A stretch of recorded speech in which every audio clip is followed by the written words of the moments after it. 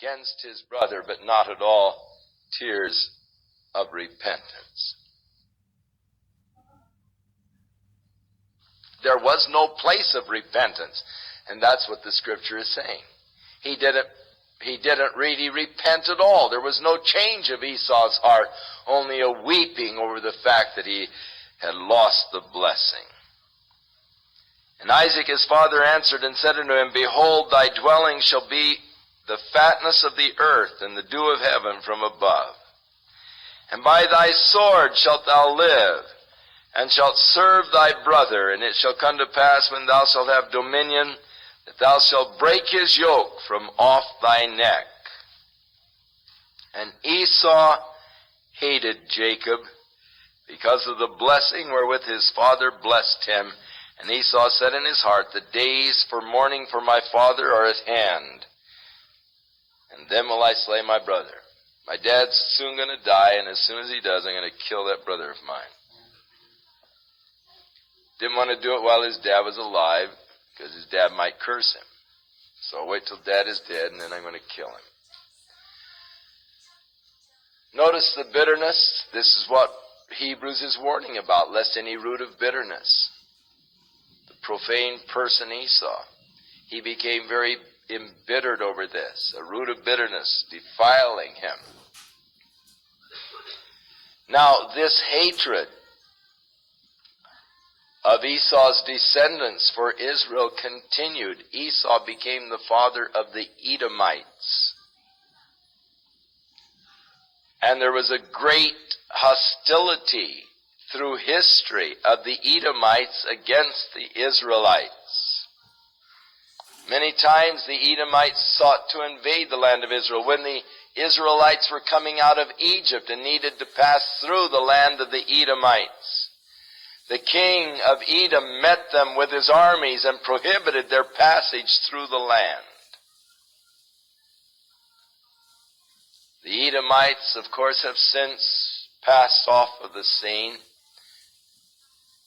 The last Edomite that we know is Herod, King Herod of Idumea and his family, and there ended the Edomite race. But of course, God has preserved Israel to the present time. Now, this threat of Esau was heard by his mother Rebekah. And so she called Jacob, and she said unto him, Behold, your brother Esau is comforting himself in the thought that he's going to kill you. He's finding comfort in that right now. He's really mad, he's really bitter, and he's just comforting himself by his intention to kill you. Therefore she said, Obey my voice. Arise and flee to Laban, my brother, to Haran. And tarry with him for a few days until your brother's fury is turned away, until your brother's anger turns away from you, and he forget that which was done to him, and then will I send and fetch thee from there, for why should I be deprived of you both in one day? And Rebekah said unto Isaac, I am weary of my life because of the daughters of Heth. If Jacob takes a wife from one of these wild girls around here,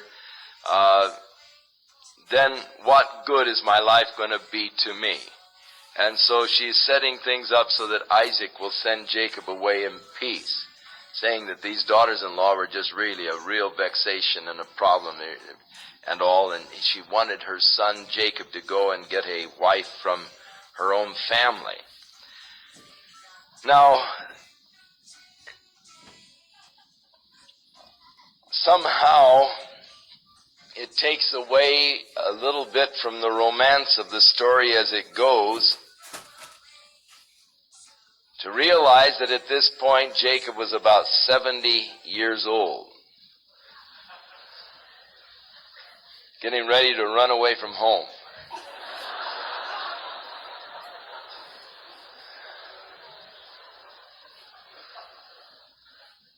But these patriarchs were living to twice the age which is normal today. So you have to really sort of cut the age factor in half in order that you might totally understand the virility and all of the person at 70 years, because they live to 140, 150 years old. Thus, 70 years wasn't really that old to them at that time. But it does sort of throw a different light on the whole thing. You don't picture some teenage kid running off from home at this stage. He was close to 70 years old. Rebekah said, "Stay there for a few days until your brother's anger has subsided." But Esau did not cool off in a hurry, for word never did come to Jacob from his mother to come home, because as Jacob was gone, his mother died. And so he never saw his mother again, unfortunately. And of course, the sad byproduct of this bit of deception that they had connived together in is that the mother was deprived of ever seeing her son whom she loved, Jacob, again. She died while Jacob was in Haran. Now, if you remember the story earlier, when the servant had gone to Haran to get a bride for Isaac, that Rebekah came out to the well and he said, "Give me a drink." And she said, "Sure, and I'll get water for your camels too." And that was the little thing that he had set up, that he would know the will of God for, the one who was to be the bride of Isaac. And how that the servant explained this whole thing and he gave to her a gold nose ring and a couple of golden bracelets. And she ran home and said, "Oh, one of Abraham's servants is here, and he's looking, for," well, they didn't know what his purpose was, but he's just here and he's visiting. He's got a lot of camels, and she showed the gold earrings and the golden nose ring. And Laban, her brother, came running up to meet him and said, "Oh, come, stay at our house." Laban, seeing the gold, he was attracted to this and was a very gracious host and all. And Laban was active in the negotiations to send Rebekah back. She was his sister. And so he is the uncle of Jacob. And it's important that you sort of fix that relationship in your mind as we move along now in the story. Laban is the brother of Jacob's mother, the brother of Rebekah, and he will be coming soon into our scene. So Isaac called Jacob, and he blessed him, and he charged him, and he said unto him, "Thou shalt not take a wife of the daughters of Canaan. Arise and go to Paddan Aram, to the house of Bethuel, thy mother's father, and take thee a wife from there of the daughters of Laban, thy mother's brother." Now, evidently, they were able to keep some kind of a communication, perhaps by the caravans that would travel.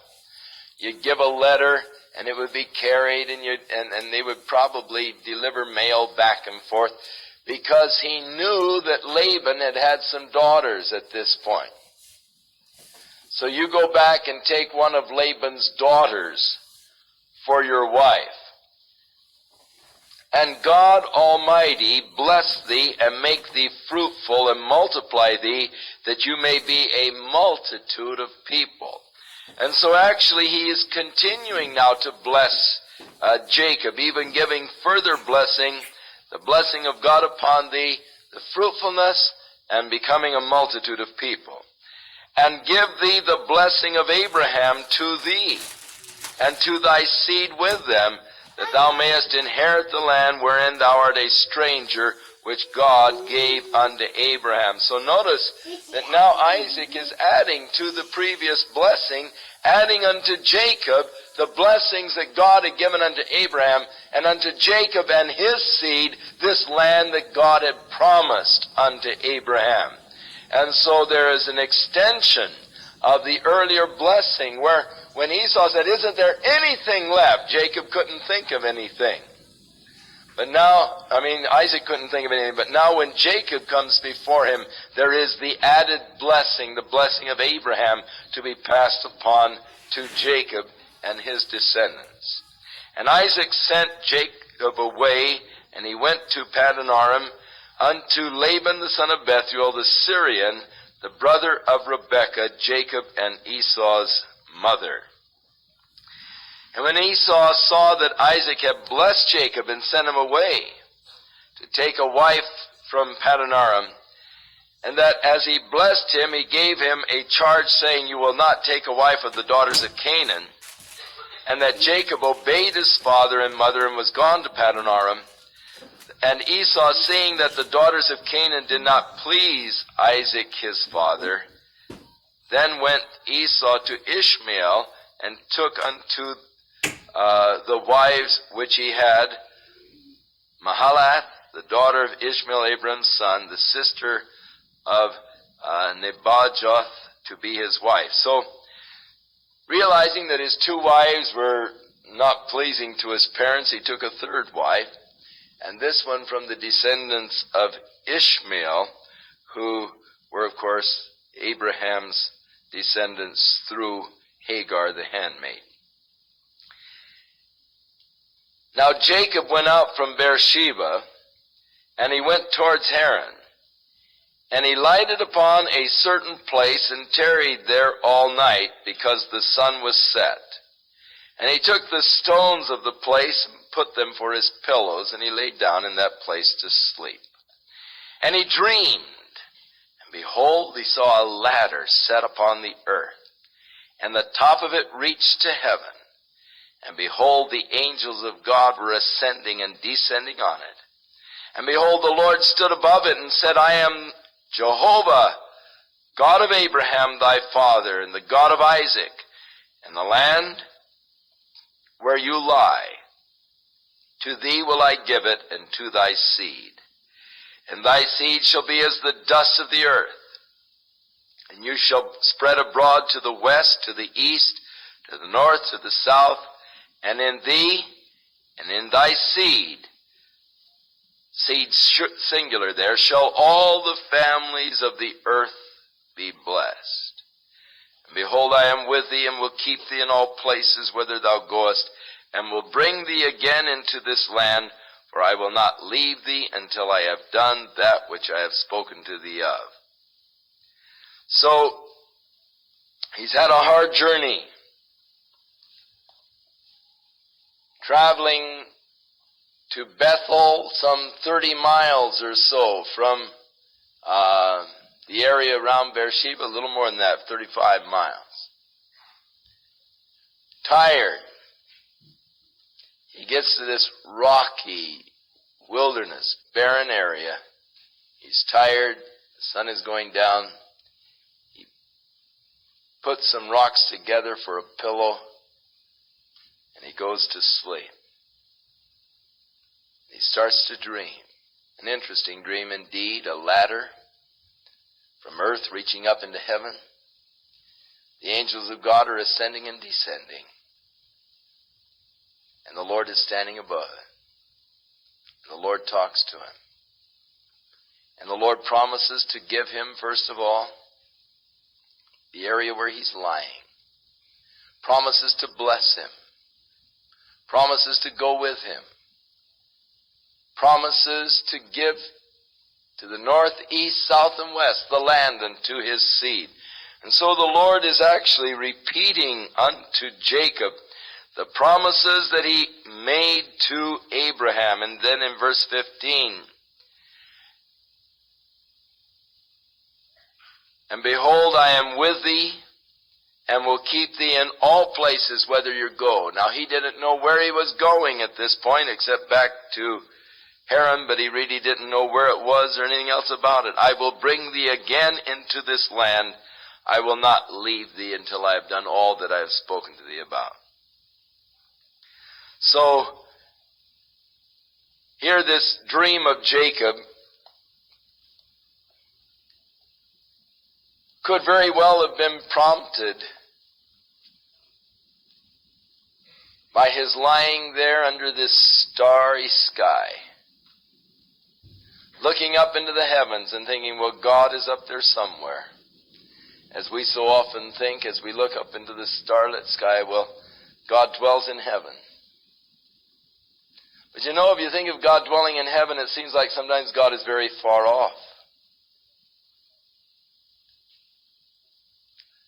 There's something about looking up in the desert skies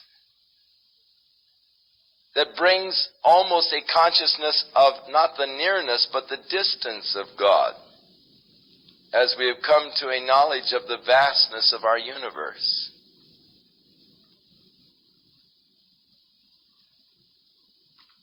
And somehow through the heavens there is a consciousness of the unapproachableness of God because He is so vast. His universe is so vast. You see, looking up into the heavens gives to us a true awareness and a consciousness of ourself. I'm so nothing. I'm so small when I think of the universe. Oh man, what am I when I think and compare myself to the universe?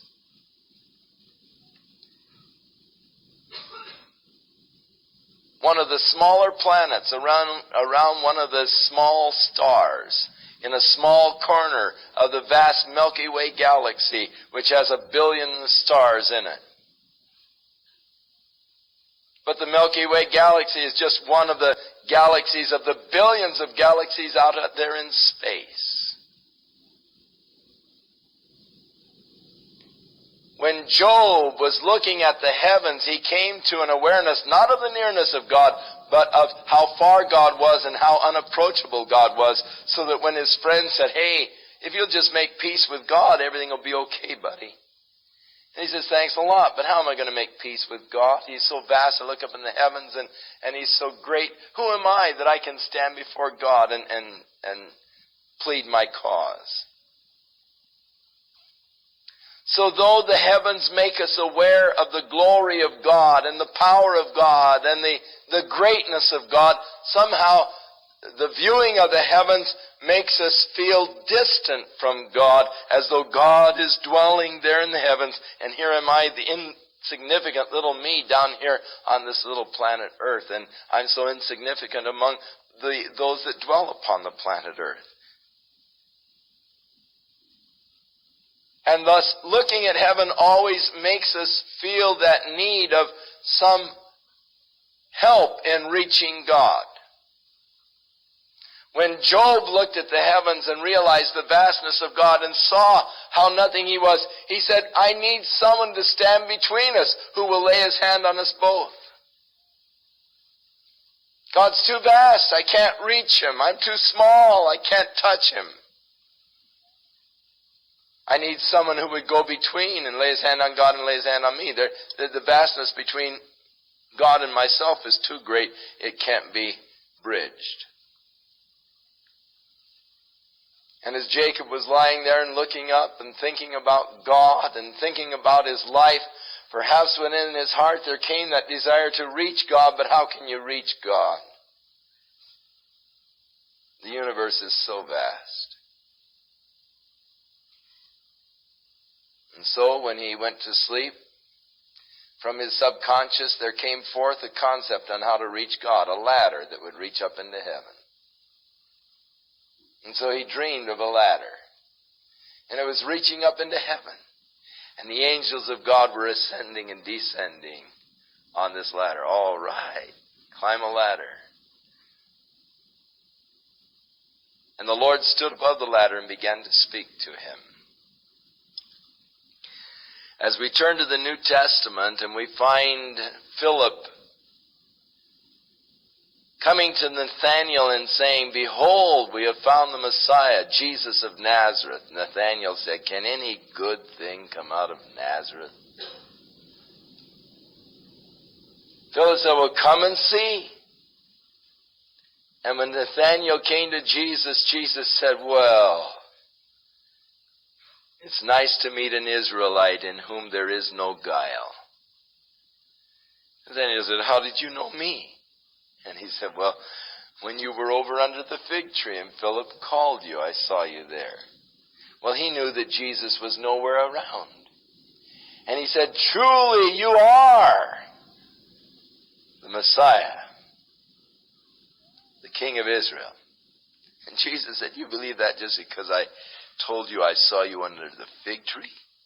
You stick around, you're going to see a lot more than that.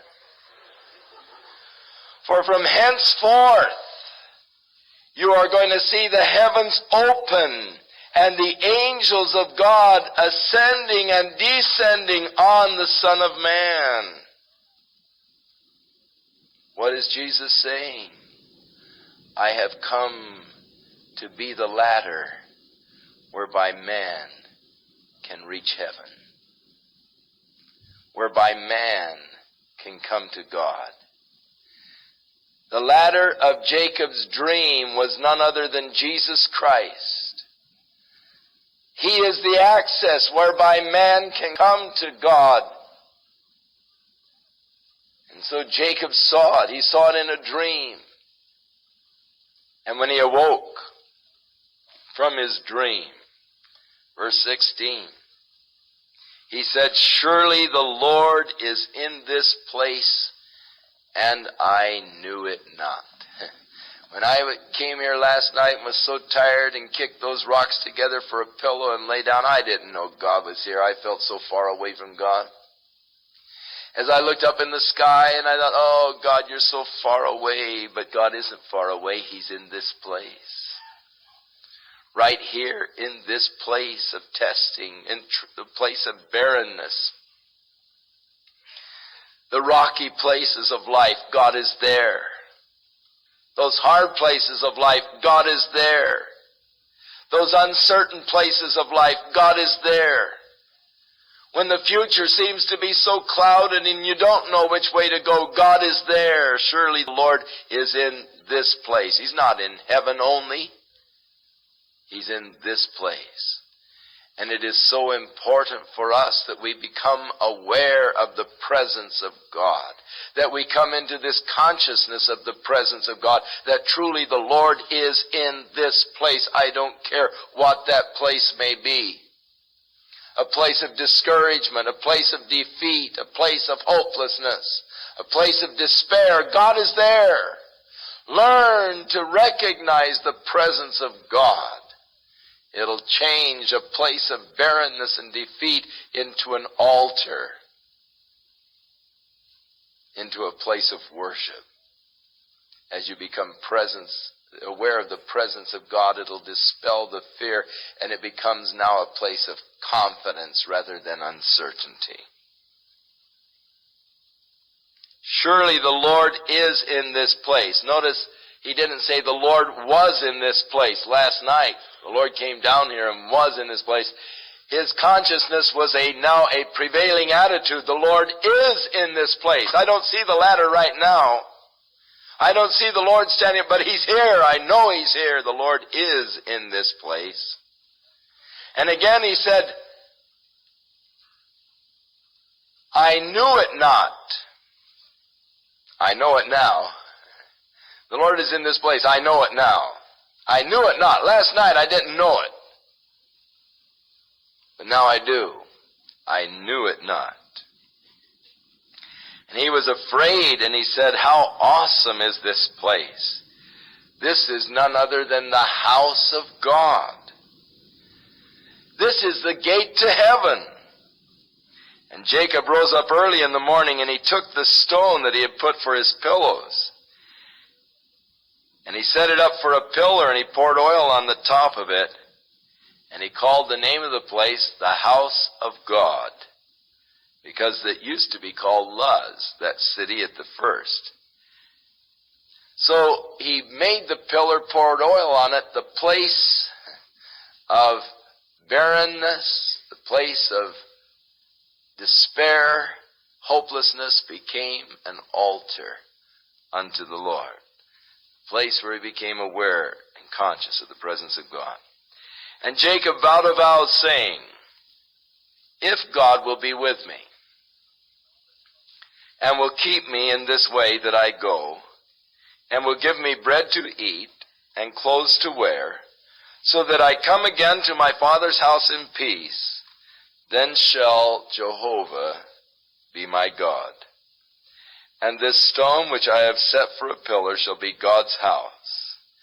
And of all that thou shalt give me, I will surely give the 10th unto thee. Now, Jacob is not really striking a bargain here with God, saying, well, if you'll do all this for me, then you'll be my God. I will serve you. If here is not in the indicative, but in the subjunctive case, as in the New Testament, when the Satan came to Jesus and said, if thou be the Son of God, Satan wasn't questioning the fact that he was the Son of God. But if is in the subjunctive case, which should be translated, since thou art the Son of God. It isn't indicative, it isn't questioning the deity of Christ in an indicative case, but the declaration, since thou art the Son of God. And the same is true here in the case, he is saying, actually, and since God will be with me, believing the promise of God of the night before, I will be with you wherever you go, I'm going to bless you, I'm going to bring you back. And since God is going to do this for me, he will be my God. It is his declaration of commitment of himself and of his life to God. And a promise to give a 10th of whatever God had blessed him with unto the Lord.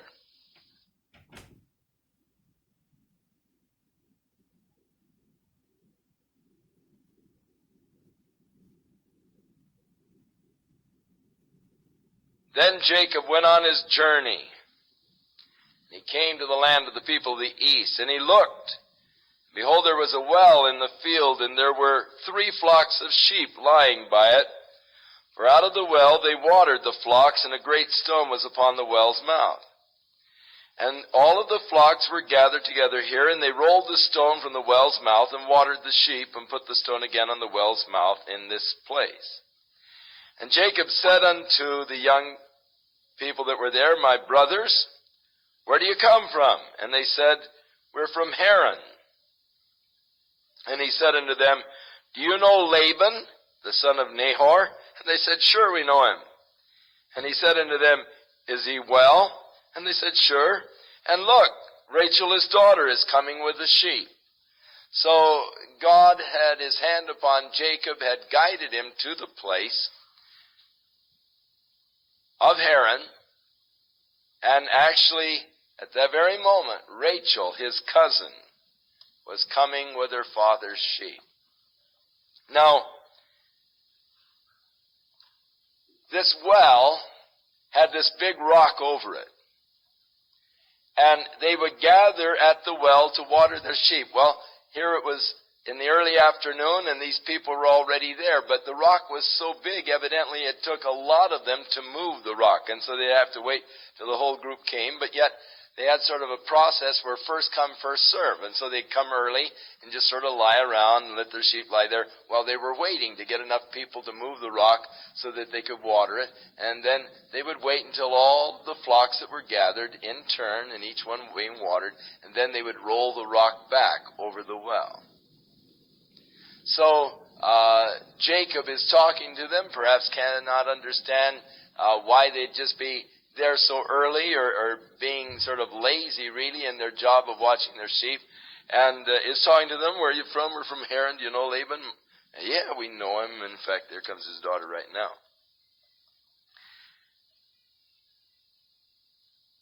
And he said, hey, it's still early afternoon, really, about noontime. It's yet high day.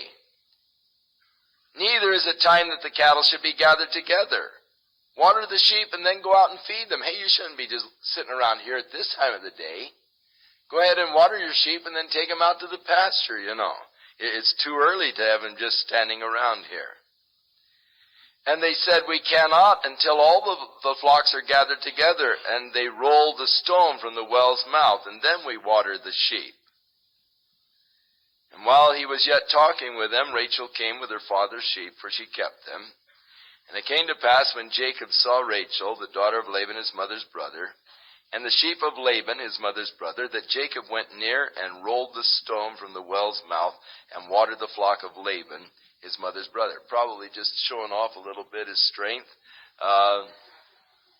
It took a whole group of them to roll that stone back, but when you've got incentive, it's amazing what you can do. And so Jacob went up by himself and rolled the stone back.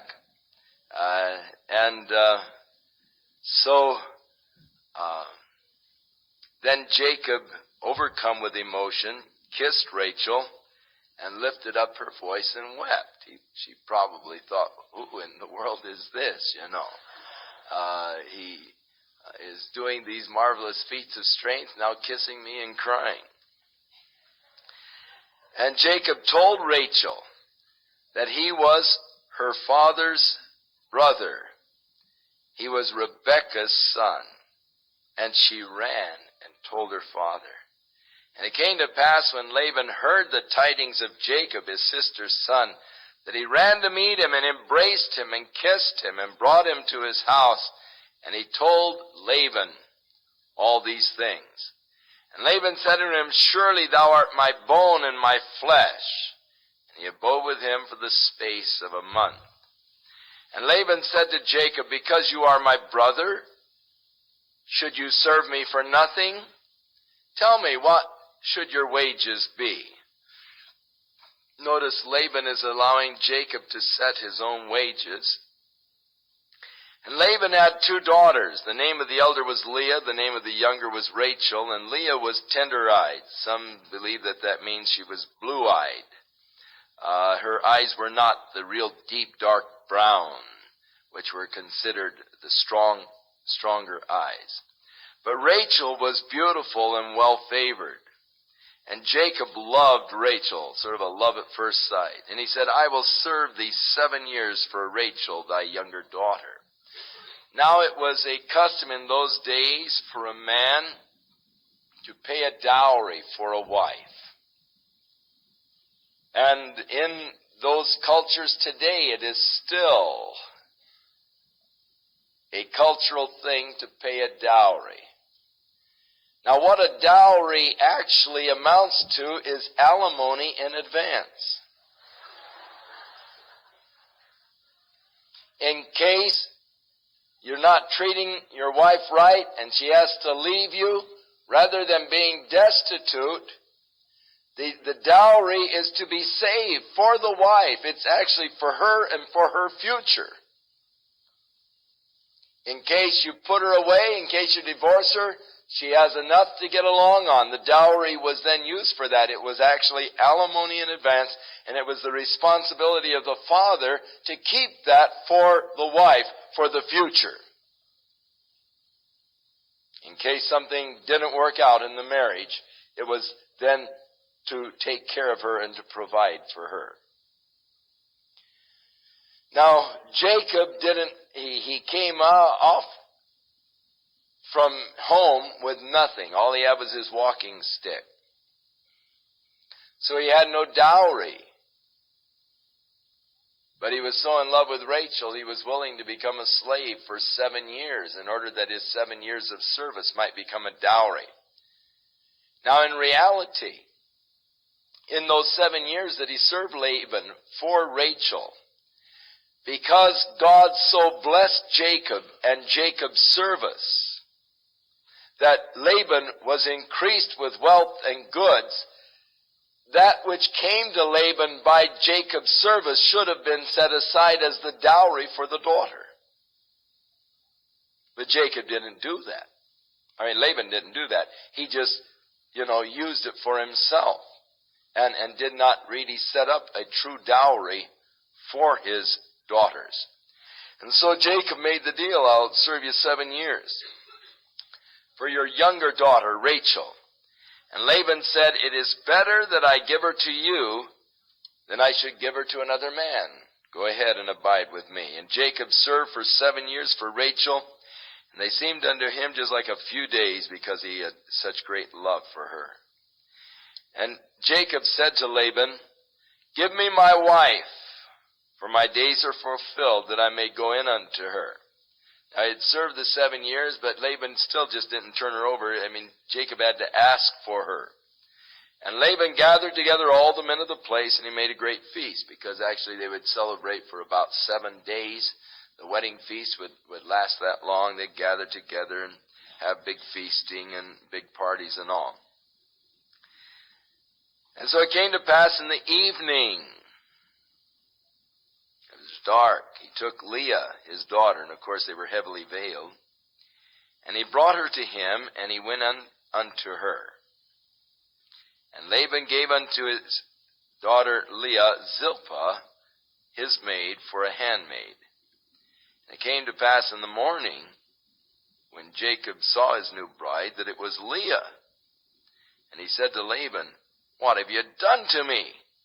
I served you for Rachel. Why have you beguiled me?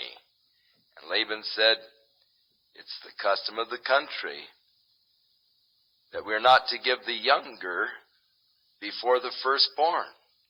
So fulfill her week. In other words, the week wedding thing, go ahead and fulfill her week, sort of the honeymoon. And then I'll give you the other daughter, and you will serve me yet another 7 years. Now, I am certain that in this, Jacob could not help but remember the deception that he had pulled upon his dad, disguising as his brother. As a man soweth, so shall he also reap. And this is a classic example. He had disguised himself as his brother, had deceived his father, had gone in and received the blessing. And now, the old switcheroo is pulled on him.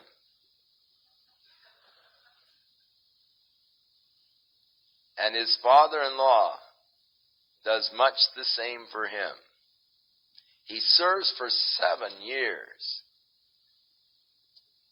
Created dowry. And the old man switches daughters. A lot of questions are unanswered. Where was Rachel? I wonder if they had to whisk her away by force. And what was Leah's mental attitude in this whole thing? Surely she knew that in the morning when he wakes up and sees that it's me. It must have been tough on her as he made love to her that night, realizing that he was thinking that he was making love to her younger sister and all. And it wasn't easy, I wouldn't suppose, for this whole situation, and no doubt created a lot of tensions for the time. But Jacob was a good sport through it all. That you have to confess. What would you have done? Had a switcheroo been pulled on you like that. And it could be that it was because of his own past that he was such a good sport and so understanding about the whole thing. But the old man now, if that were the custom, then Laban should have told him the custom back at the beginning of the 7 years. He should have said, well, that's fine, son, but we've got a custom here. But he's figuring to squeeze out from Jacob everything he can. Now, Jacob is a good sport in that he goes on to serve another 7 years for Rachel, so that Leah would not feel less in his eyes. In other words, had he been making the deal for Leah in the beginning, he probably wouldn't have said 7 years. Because he really wasn't interested in her. But Jacob consenting to go on for another 7 years, and there isn't really too much about Jacob's explosion or anger or anything else, but he's pretty even and cool through the whole thing. Much more than I think I would be under the similar circumstances. So Jacob went along with it. Spent the honeymoon with her.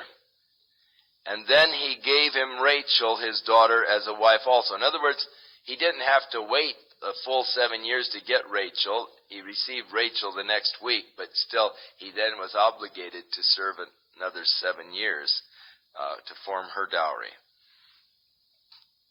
And Rachel gave his daughter Bilhah, his handmaid, to be her maid. And he went in also to Rachel, and he loved Rachel more than Leah, and served yet another 7 years. Now, here we find the case of polygamy. But even as we read of it, we see the difficulties that exist in a polygamous relationship as there begin to develop jealousies and rivalries and so forth among the wives. Several years ago in a sociology class at Orange Coast College, the professor of the class asked if we could see any advantage to polygamy. And of course, I was an older student in the class. Most of them were young and unmarried. And they couldn't see any advantages in polygamy, but I raised my hand and said, well, I can see some advantages in polygamy. I mean, I actually can foresee there could be some advantages in polygamy. You marry a wife that's a real sharp secretary. You send her out to make the living. And, you get enough of them working, you can just kick back and just enjoy it.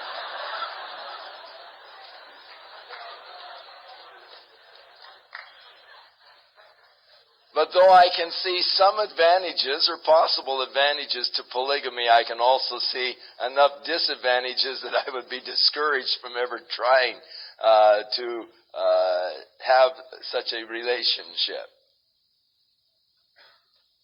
And so we find that here there is really no strong biblical injunction against it. It was something that was accepted in that culture at that time. And of course it came to its maximum under Solomon. But by the time we come to the New Testament and the purposes of God are more clearly defined,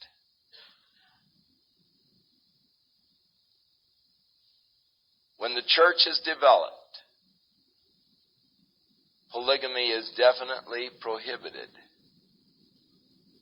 And those who were to be the overseers of the church were to be husbands of one wife, keeping their homes. And this was still in a time in which mistresses and courtesans and so forth were widely accepted in the Grecian culture and in the Roman culture. So, problems did develop, jealousies and all. Rachel, whom he loved more than Leah, even in that you have a difficult situation. That's going to create hurt feelings. That's going to create difficult living. But Rachel was barren. But Leah conceived, and she bore a son. And she called his name, Look, a son.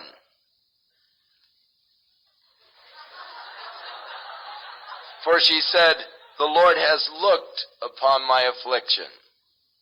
He sees that he doesn't love me so much as he loves my sister. So look, a son.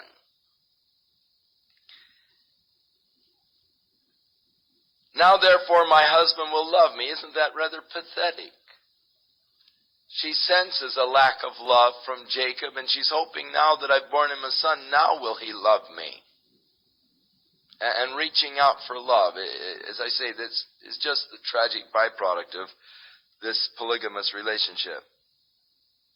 And she conceived again and bore another son, and she said, because the Lord has heard that which hath heard that I was hated. And that word hated should not be taken literally. I was loved less. He didn't really hate her, but he didn't love her as much as he loved Rachel. He hath therefore given me this son. And so she called his name Hearing, which the Lord has heard me. So she called his name, I've been heard, or Hearing. She conceived again, bore another son, and said, now this time will my husband be joined to me, because I have had 3 sons for him. And so she called his name Joined. And she conceived again, and bare a son. And she said, now will I praise the Lord. Therefore she called his name Praise. And she left off bearing. So the names of the boys were actually indicative of her desires to be accepted, to be loved, and they probably were born within a year of each other. Now when Rachel saw that she could not bear Jacob children, Rachel envied her sister, and she said to Jacob, give me children or else I'm going to die. Jacob was angry with her. And he said, am I in God's place who hath withheld thee from the fruit of the womb? So here's some hard feelings and harsh words between husband and wife. Because Rachel feels the disgrace of not being able to bear children. And so she said, behold, my maid Bilhah, go into her, and she shall bear upon my knees, that I may have children by her. And so she gave him Bilhah, her handmaid, as a wife, and Jacob went into her, and Bilhah conceived, and bare Jacob a son. And Rachel said, God hath judged me, and so she called his name Judge, Dan. Daniel means God is judge. But she called him Dan because she said, God has judged me. And Bilhah, Rachel's maid, conceived again. Now these could have been coinciding. These boys could be being born at the same time that Leah was having her sons. She conceived again, bare Jacob a second son, and Rachel said, with great wrestlings have I wrestled with my sister, and now I have prevailed. And so she called his name Wrestler. And Leah saw that she had finished bearing or left off bearing, and so she took Zilpah, her maid, and gave her to Jacob as his wife. This competition. You have to admit that he was a very virile man. And Zilpah, Leah's maid, bare Jacob a son. And Leah said, a troop cometh, and she called his name Gad. Now, that may be an unfortunate translation. There are those who believe that it should not be translated a troop. But I forget what it's supposed to be translated, so you can look that up. And Zilpah, Leah's maid, bore Jacob a second son, and Leah said, happy am I, for all the daughters will call me blessed, and so she called his name Happy. And Reuben went in the days of the wheat harvest. Now Reuben was probably only about 7 years old at this time, but he was the oldest son. And in the days of the wheat harvest, he went out and he found mandrakes in the field. Now a mandrake was a little orange-colored fruit that grew on bushes. And the mandrakes were thought to have had aphrodisiac type of powers. And also fertility powers. And they were called love apples. And they were thought to have fertility powers. And so Reuben brought them into his mother Leah. And then Rachel said to Leah, "Give me, I pray thee, of your son's mandrakes," probably hoping that they would make her fertile. And Leah said unto her, "Is it a small matter that you have taken my husband, and would you take also my son's mandrakes?" And Rachel said, "I'll give you permission to spend the night with him if you'll give me your son's mandrakes." And so Jacob came out of the field, and Leah came out to meet him and said, "You're mine tonight. For surely I have hired you with my son's mandrakes." Now again, you can see the problems with polygamy. I don't read of Jacob complaining.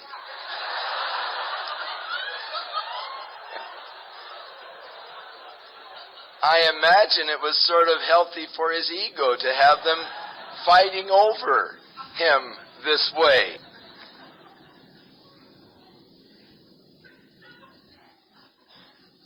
And so he went into her that night, and God hearkened unto Leah, and she conceived and bore a fifth son. And Leah said, "God has given me my hire, because I have given my maiden to my husband," and she called his name Hired. And Leah conceived again, and bare Jacob the sixth son. And Leah said, "God hath endued me with a good dowry. Now will my husband dwell with me. I have borne him 6 sons," and she called his name Dwelling. And afterward she bore a daughter, and called her name Dinah. Now how many other daughters were born, we don't know. If there were daughters born in between here, we don't know. We do know that Jacob did have daughters. They are mentioned later, but none of them by name. Dinah is the only daughter that is named, and she is only named here because she becomes an important part of the story later. But girls weren't named. Girls weren't considered valuable. Only the fellows were considered valuable. In fact, when a woman went into labor, they would gather together with, they come together gather all the things for a feast and prepare to have a great big feast. They'd bring in the wine and the meat and everything else. And when the baby was born, if it were a boy, they would just have a huge party and a big feast. If it was a girl, they'd just fold up everything and go home.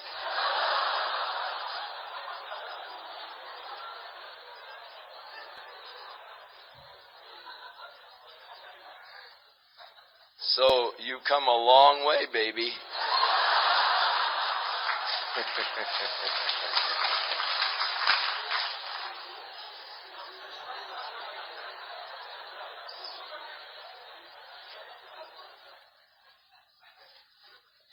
And in reality, it is through Jesus Christ that the cultural patterns have been so changed, where he has brought us to the place where there is no superior sex.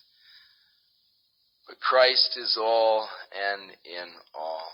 And it's so neat that through Jesus Christ we have been able to recognize a total equality, not only of the sexes, but of people themselves. And the thing that God hates is the exalting or lifting up of one person above another, thinking that you're more important or you're more, you're greater or whatever. Is an attitude that God detests. He wants us to all recognize that the equality, there is no difference, Paul said. There are similarities in all this. We've all sinned. We've all come short of the glory of God. We all need the Savior, Jesus Christ. And in Christ, there is neither Jew nor Greek, barbarian, Scythian, bond or free, male nor female. It's just an equality, all in Jesus, and we're one together in Him. So it's a very beautiful thing that Christ has done for us in bringing to us that recognition of the value of all persons. And He places tremendous value on each of you. So much so, He said, what should it profit a man if he would gain the whole world and lose his own soul? He's talking about you and your soul. It's more important to God than the whole world. And thus He has placed a high value upon each of us. And He has prized you dearly.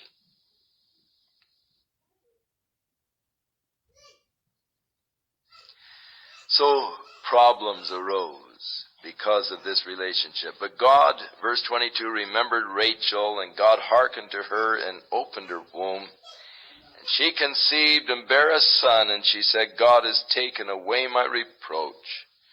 And so she called his name Joseph, which means adding, which she was hoping that God would add now more sons. And so it was his name was sort of expressing the hope of her heart that now I will be able to give my husband more sons. And so it came to pass when Rachel had borne Joseph that Jacob said to Laban, send me away that I may go unto my own place and to my country. Now, at this point, Reuben, the oldest, could not have been more than 12 years old, because Jacob only served 6 years after the 7 years for the second dowry. He served a total of 20 years. So, having married in the 7th year, and of course figuring the 9-month pregnancy and so forth, and now the 20 years are almost over, it means that the oldest of his sons was still quite young. Reuben was at this point, at the time that Joseph was born, just about 12 and a half years old, perhaps, or 12 years old, somewhere in there. And so that's a lot of little kids running around. 12 and under, you've got 12 kids at least. We don't know how many other girls, but there are at least 12 that are running around at this point. And, well, of course, Joseph isn't running around yet, but, I mean, you got a bunch of them around at least. And so Jacob is coming and he's saying, give me my own place, my own country, beg your pardon. At this point he doesn't leave, he stays on and serves. So that means that Reuben at this point is probably only 7 years old. So you've got all of them born within a 7-year span, all of these that you've just read about. So it's even more crowded with little ones. Because at this point he's just saying, send me away, and then he contracts for 6 more years. And Joseph is already born. So all of them are born in this short space of time. Send me away to my own place, to my own country. Give me my wives and my children for whom I have served thee, and let me go, for you know my service that I have done to thee. And Laban said unto him, I pray thee, if I have found favor in thine eyes, tarry. For I have learned by experience. The word experience there is teraphim. I have learned by my little gods, not teraphim, but it's enchantments. I've learned by enchantments that the Lord hath blessed me for thy sake. So he was serving pagan gods. He would have these little enchantments and so forth, and seeking counsel and all from them. And he had learned by his enchantments that the Lord hath blessed me for thy sake. And he said, appoint me thy wages, and I will give it. Just tell me, what do you want? I'll pay your wages. And so he said unto him, you know how I have served you, and how your cattle were with me. For it was little which you had before I came, and now it is increased unto a multitude, and the Lord hath blessed thee since my coming. And now when shall I provide for my own household also? In other words, Jacob is saying, hey, you remember when I came you really didn't have much. You had just a small flock. And now through my diligence, my service, you really have a lot of wealth, a great multitude of herds and all. And he said, well, what shall I give you? And Jacob said, you will not give me anything. For if you will do this thing for me, I will again feed and keep your flock. In other words, I won't take anything from you, but this is the deal I'll make with you. I will pass through all thy flock today, removing from them all of the speckled and spotted cattle, and all the brown cattle among the sheep, and the spotted and speckled among the goats, and of such shall be my hire. And so shall my righteousness answer for me in the time to come, when it shall come for my hire before thy face, every one that is not speckled and spotted among the goats and the brown among the sheep, that shall be counted stolen with me. And Laban said, behold, I would that it might be according to thy word. And he removed that day the he-goats that were rein-straked and spotted, and the she-goats that were speckled and spotted, and every one that had some white in it, and all of the brown among the sheep, and he gave them unto the hand of his sons. And he set 3 days' journey between himself and Jacob fed the rest of Laban's flocks. Now Jacob said, look, all of those that are born, that are rein-straked, speckled, and so forth, they will be my hire. The solid colors will be yours. Laban says, all right, good deal. And then immediately he goes out, sends his sons out, and pulls them all out of the flock and takes them 3 days' journey so that they cannot intermingle with the solid colors. So he leaves Jacob with nothing but solid colors.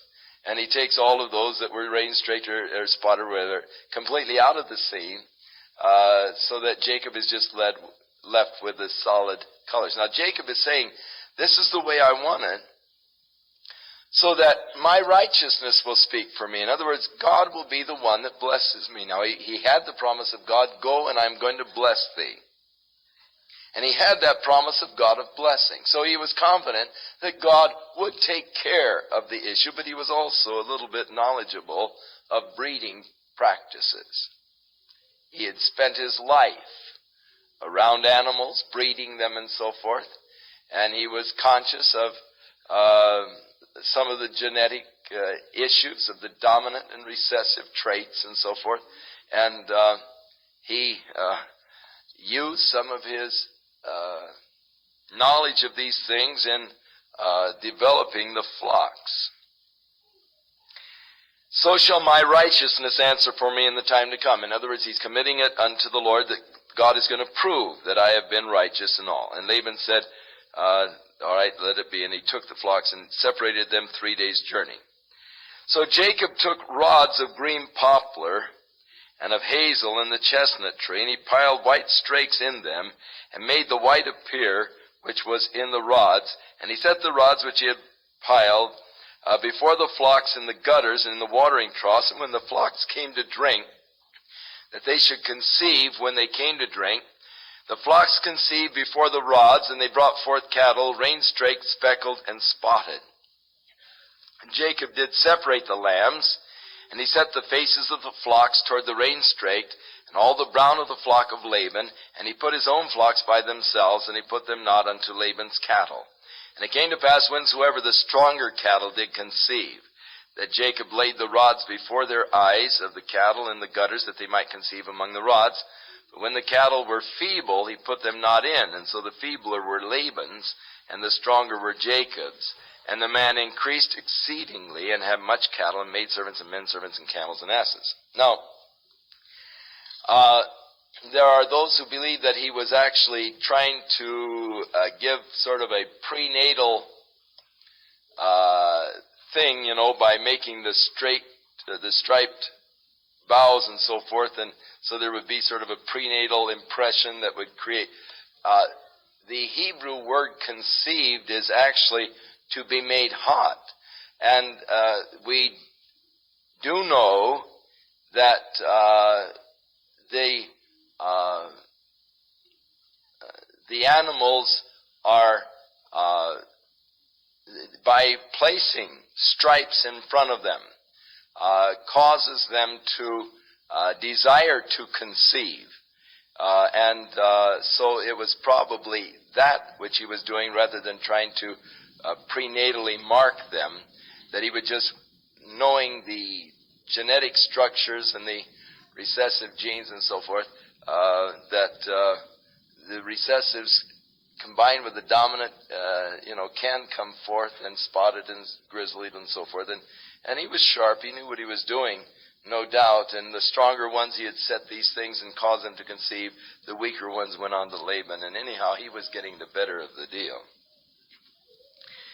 And he heard the words of Laban's son saying, Jacob has taken away all that was our father's. And all that which was our father's hath he gotten, all this glory. In other words, they're now saying, hey, that really belongs to our dad. Jacob's stolen it from us. Not so. Jacob made the deal. His dad made the deal. But now the brothers are jealous because Jacob has such a large flock. They're so strong and healthy, and there's a great jealousy. And Jacob beheld the countenance of Laban, and behold, it was not toward him as before. It wasn't, oh, hi there, and son, and it wasn't the old good buddy anymore. But his father-in-law was really changing in his attitude. And the Lord said unto Jacob, return unto the land of thy and to your family, and I will be with thee. And so Jacob now hears from the Lord. He sees that the attitude is changing, and God speaks to his heart and tells him to go back. And Jacob sent and called Rachel and Leah to the field, to his flock. Now, rather than talking about it in the tent where he might be overheard, he calls them out into the field so that he can talk to them privately. And he said unto them, I see that your father's countenance, that it is not toward me as it was before, but the God of my father hath been with me. And you know that with all my power I have served your father. And your father has deceived me, and he's changed my wages 10 times, but God would not allow him to hurt me. And he said thus, the speckled shall be your wages, then all the cattle bore speckled. If he said thus, the rain straight will be your hire, then the cattle all rain straight. And thus God has taken away the cattle of your father and given them to me. And it came to pass, at the time that the cattle conceived, that I lifted up my eyes, and I saw in a dream, and behold, the rams which leaped upon the cattle were rain straight, speckled, and grizzled. In other words, God showed him really in a dream how and when and so forth to cause him to conceive. And the angel of God spake unto me in a dream, saying, Jacob. And I said, here am I. And he said, lift up now your eyes, and see all the rams which leap upon the cattle are rain straight, speckled, and grizzled. For I have seen all that Laban doeth unto thee, and I am the God of Bethel, where you anointed the pillar, and where you vowed a vow unto me. Now arise and get thee out of this land, and return to the land of thy family. So it is interesting that God announces to him, I am the God of Bethel. Come back to the place of your family. I am the God that met you there in Bethel. And so Rachel and Leah answered and said unto him, is there yet any portion or inheritance for us in our father's house? In other words, our father has gone ahead and used up our dowry. He has not given us anything. We've got nothing there. We are counted to him as strangers, for he hath sold us, and he's devoured our money. He spent the dowry. He sold them. He spent the dowry. We're just like a stranger to him. For all the riches which God has taken from our father, it's really ours and our children's. Now then, whatsoever God has said unto you, go ahead and do it. Then Jacob rose up, and he set his sons and his wives upon camels, and he carried away all of his cattle and his goods which he had gotten, and the cattle of his getting which he had gotten in Paddan Aram, to go to Isaac his father in the land of Canaan. And Laban went to shear his sheep.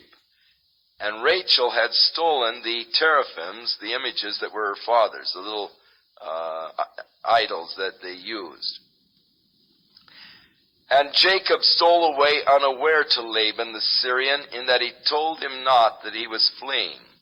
So he fled with all that he had, and he rose up and he passed over the river, and has set his face toward Mount Gilead. Now Mount Gilead is about 300 miles away, and Mount Gilead is the mountain range that goes on the west bank of the Sea of Galilee and into that area there, about 300 miles away. He fled with all of his head towards Mount Gilead. But of course, traveling with that many animals and the family and everything was slow travel. The best you could do would be about 15 to 20 miles a day. And he had a good start. Actually, his father-in-law was out shearing the sheep. And it was 3 days before Laban even found out that he was gone. He probably had worked his flocks down to the southern extremities anyhow, and probably put about 90 miles distance between at the start of the time before he started driving them away. And then he put 3 days more journey between him and Laban. And Laban couldn't just leave the shearing of the sheep immediately, probably finished up as fast as he could before he took off to catch Jacob. But because he was forced in a fast march to catch Jacob, he caught him down around the area of Mount Gilead, just about 300 miles distance. So it was told Laban on the third day that Jacob had fled, and so he gathered his brothers with him, and he pursued after him for 7 days until he overtook him at Mount Gilead. And God came to Laban the Syrian in a dream by night and said to him, "Take heed that you speak not to Jacob either good or bad." Then Laban overtook Jacob, and now Jacob had pitched his tent in the mount, and Laban with his brothers pitched in the mount of Gilead. And Laban said to Jacob, "What have you done? You've stolen away unaware to me and carried away my daughters as captives, taken with a sword.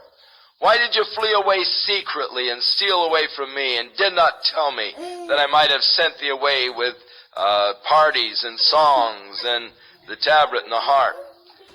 And you've not allowed me to even kiss my grandchildren, my daughters. You've done foolishly in doing this." So Laban really had other ideas. He had really ideas of taking by force all that Jacob had. He had ideas of perhaps even killing Jacob. But God came to him the night before and said, "Hey, don't you even talk to him, good or bad." Well, that was a hard order. And so Laban comes in and he puts on this whole hypocritical thing, you know. "Why did you steal off? I wanted to kiss my grandkids. We could have had a big party and all." You know, in reality, he would have never let Jacob go. He would have just ripped him off and sent him away without anything.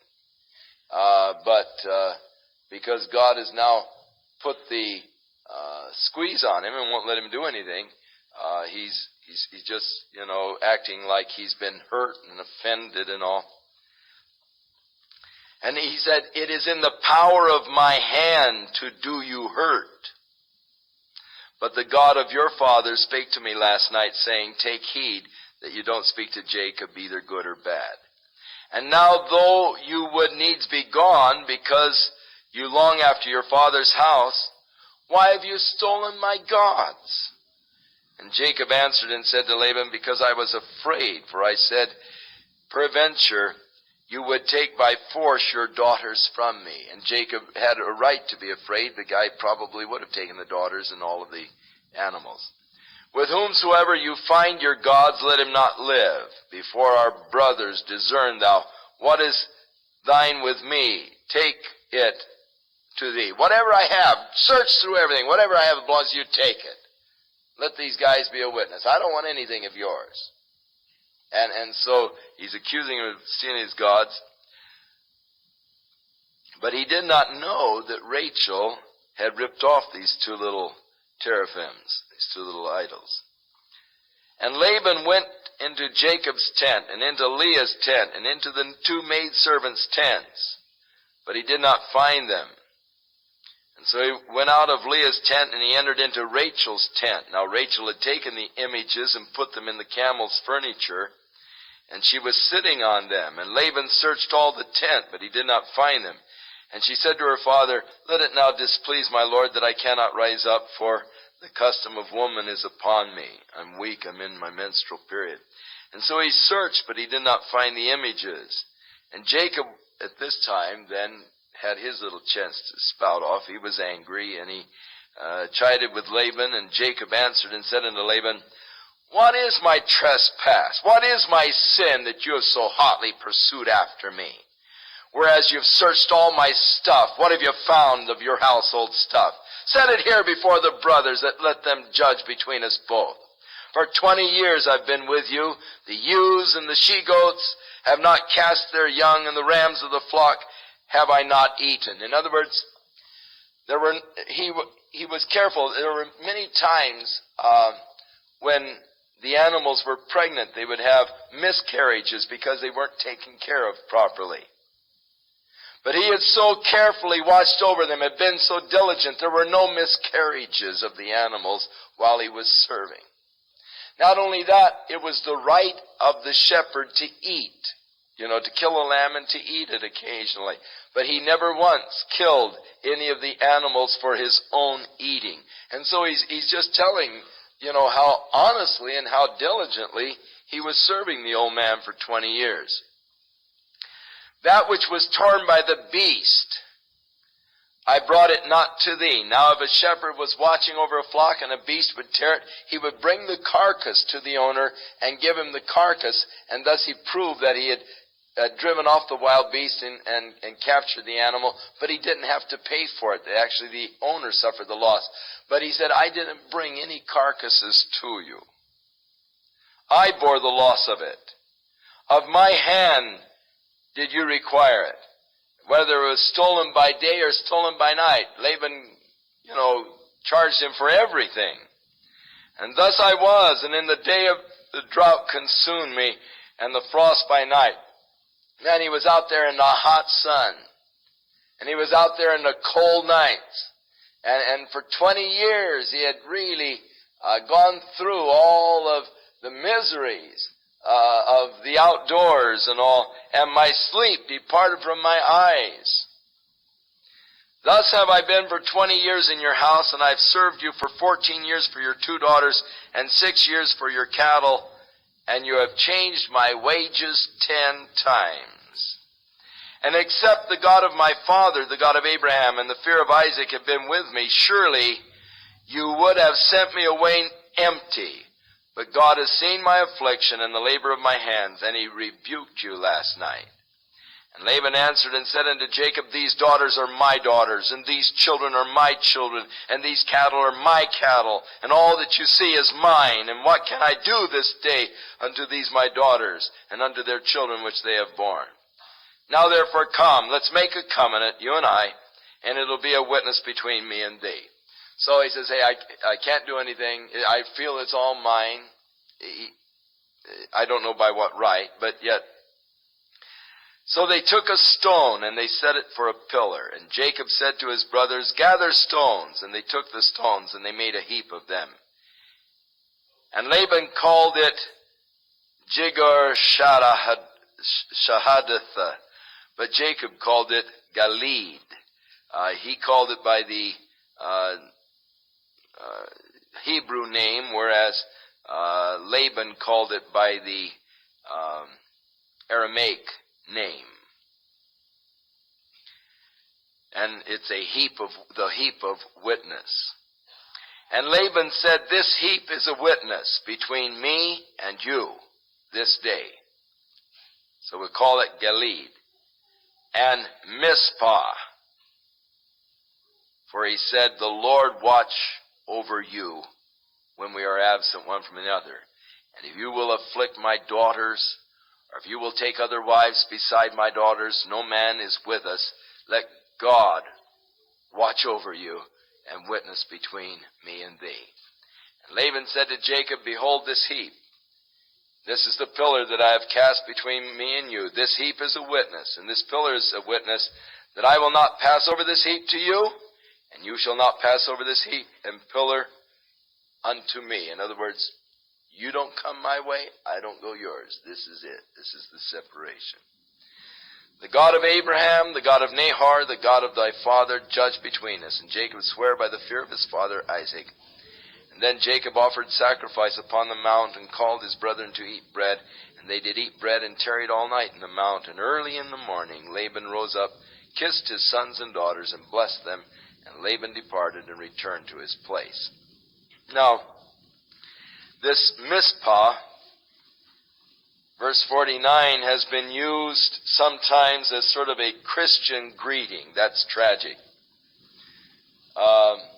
It isn't a very pleasant thing. It sounds beautiful to read that the Lord watch between me and thee while we are absent one from the other.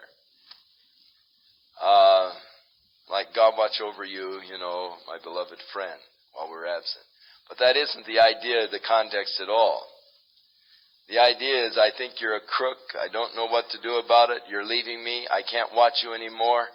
May God watch over you, and if you do anything wrong, may God smite you. So next time one of your Christian friends says Mizpah,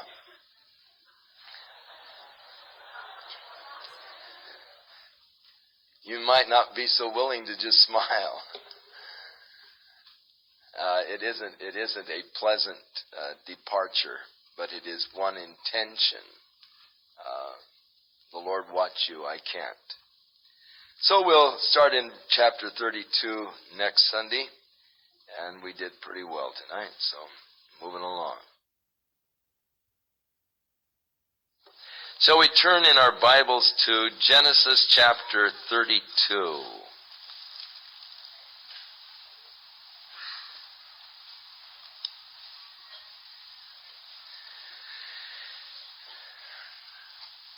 Now, in the 31st chapter, we had the parting of Laban, Jacob's uncle, as he kisses his grandchildren goodbye, as he sets up the stone, and as he gives a heavy-duty charge to Jacob, saying, you take care of my girls and my grandkids, and if you do anything wrong, may God watch over you and take care of you. And so Laban departed with his host and returned back to Paddan Aram. And Jacob, chapter 32, went on his way, and the angels of God met him. So he has just left the host of Laban. And he starts on his way again towards Esau. And the angels of God met him. No doubt this was very encouraging to Jacob at this point, to meet the angels of God. Now it is interesting, it doesn't tell us in what form or whatever. We do know that angels did in many cases take on human form in the Old Testament. In what form the angels met him here is not declared, just that the angels of God met him. Angels, it seems, are able to materialize and to speak to people. Actually, in the book of Hebrews, we are told to be careful to entertain strangers. You might be entertaining angels without even knowing it. Now, to my knowledge, I have never seen an angel in my whole life. My wife gets upset when I say that, but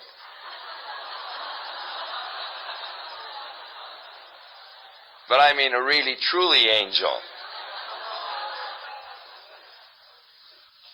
She's an angel, but not a really, truly one.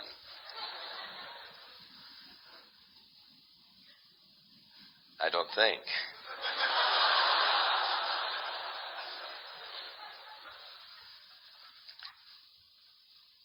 There is a pastor up in Boise, Idaho, that declares that Gabriel's been visiting him over a period of time. From the things that Gabriel has supposedly told him, I doubt that it's Gabriel.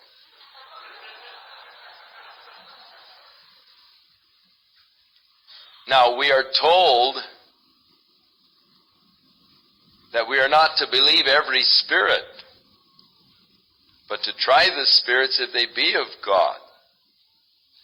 And we are told that Satan is able to transform himself into an angel of light in order to deceive.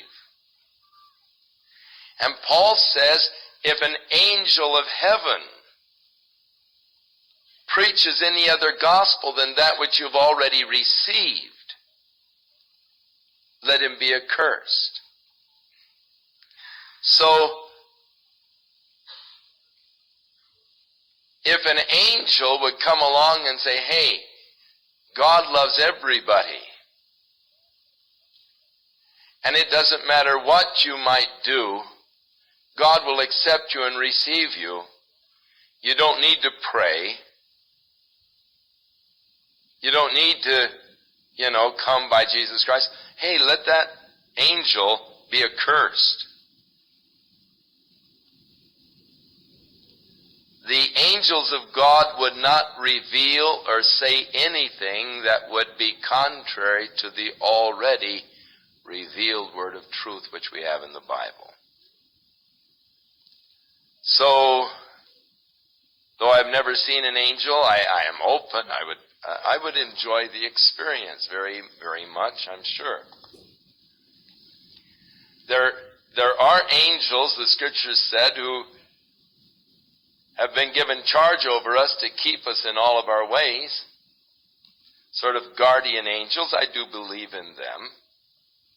Mine has been with me on several occasions and has helped me out.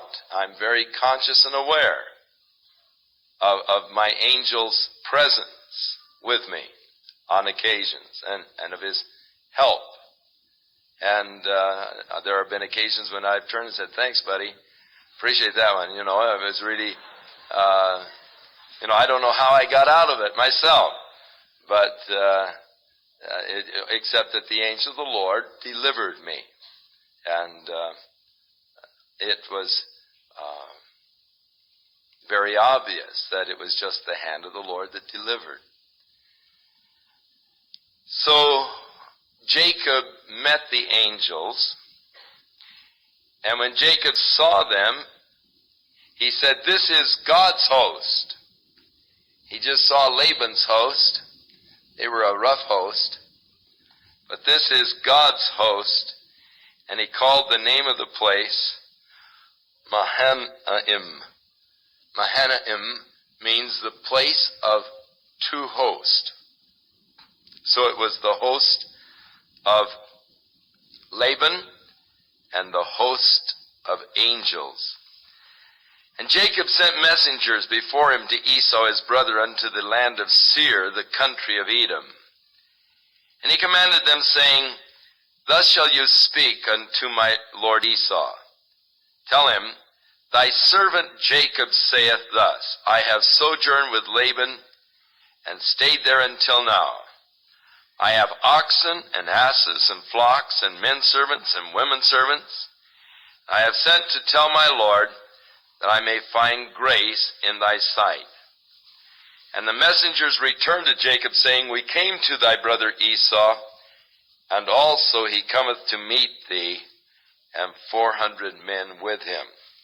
So the reception committee with Esau was on their way. So it was the third host now.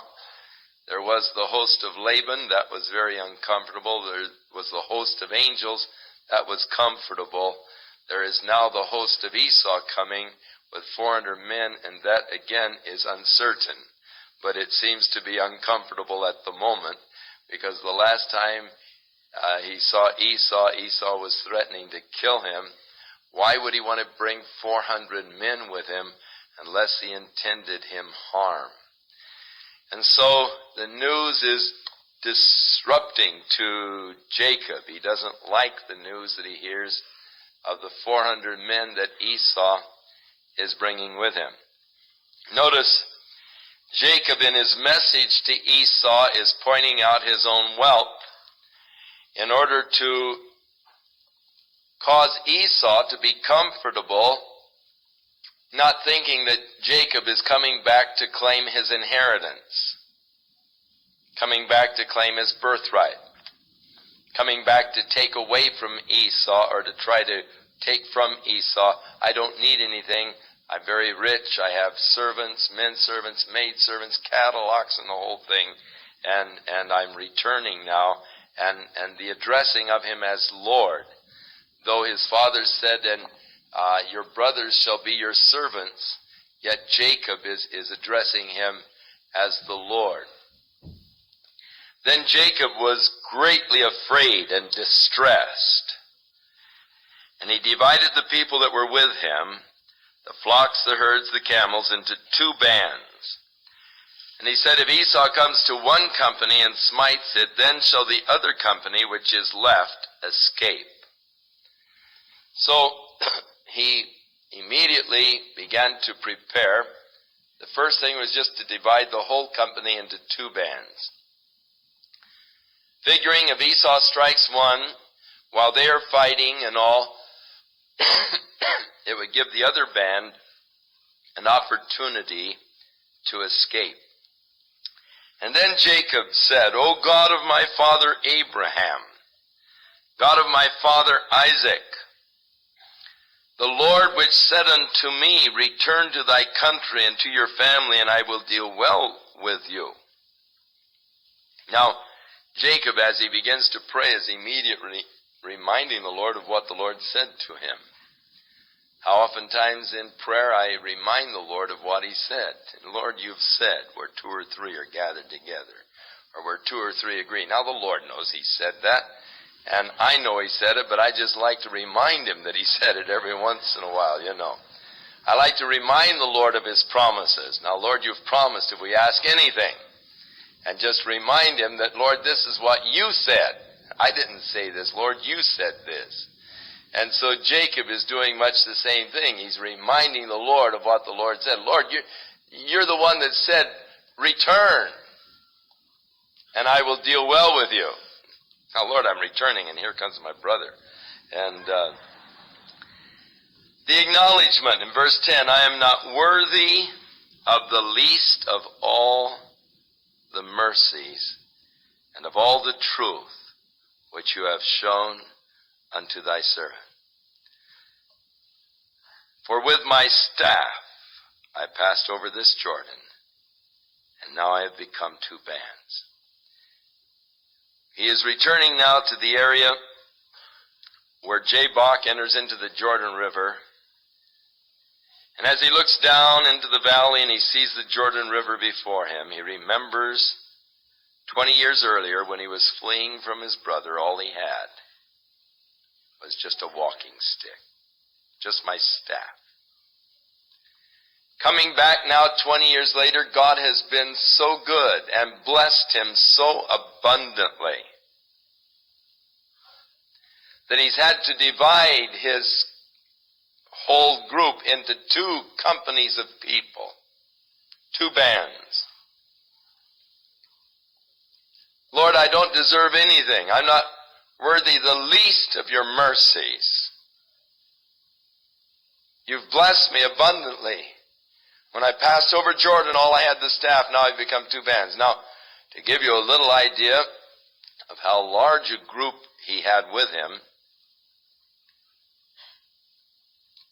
in his present to Esau, he sent to him 550 animals. Now that was just a small part of one of the bands of animals. So I mean, this was a big drive of cattle, sheep, servants, and all that Jacob is coming back with, a wealthy man. And he attributes the wealth unto God. I'm not worthy, I'm not deserving, yet look what you've done. And then his real request, deliver me, I pray thee, from the hand of my brother, from the hand of Esau, for I fear him, lest he will come and smite me, and the mother with the children. And you said, again reminding God what he said, I will surely do thee good, and make thy seed as the sand of the sea, which cannot be numbered for multitude. I do think that there's tremendous value in the promises of God's Scripture, and as we remind ourselves of what God has said. Lord, you have said, I will supply all your needs according to my riches and glory by Christ Jesus. The Lord likes you to take him at his word, stand upon his promises. The real prayer is, deliver me from the hand of Esau. Now, the honest confession, I am afraid. And it's an honest confession. It may be a negative confession, but it's honest. And I think an honest negative confession is probably better than a dishonest positive confession. Oh, I'm not afraid. Everything's all right. And you're trembling. That isn't honest. Jacob is honest with God. I'm afraid that he's going to come and kill me. Very negative confession. But it was true. Jacob was afraid. And it's best to be honest. Honest especially when you're talking with God. Who do you think you're kidding? When you're not really honest with God. He knows your heart. He knows what's in your heart. You're not fooling God at all. So it's best to be honest with God, totally honest and open. I love a frankness with God. I love being just blunt and frank when I talk with God. I love to tell him exactly how I feel. I'm more open with God, I think, than I am with anybody else, because I know that I might as well be. I know it's ridiculous for me not to be open with God. I know that there is not any hiding of anything from God. That everything is open and naked before him. And thus any endeavor of mine to disguise or to color or to in any wise alter the true feelings of my heart are just absolute folly. It's just deceiving myself. And so a great openness with God, a great honesty. Lord, I am afraid. I don't know what I'm going to do. Lord, I just really am disturbed over this thing.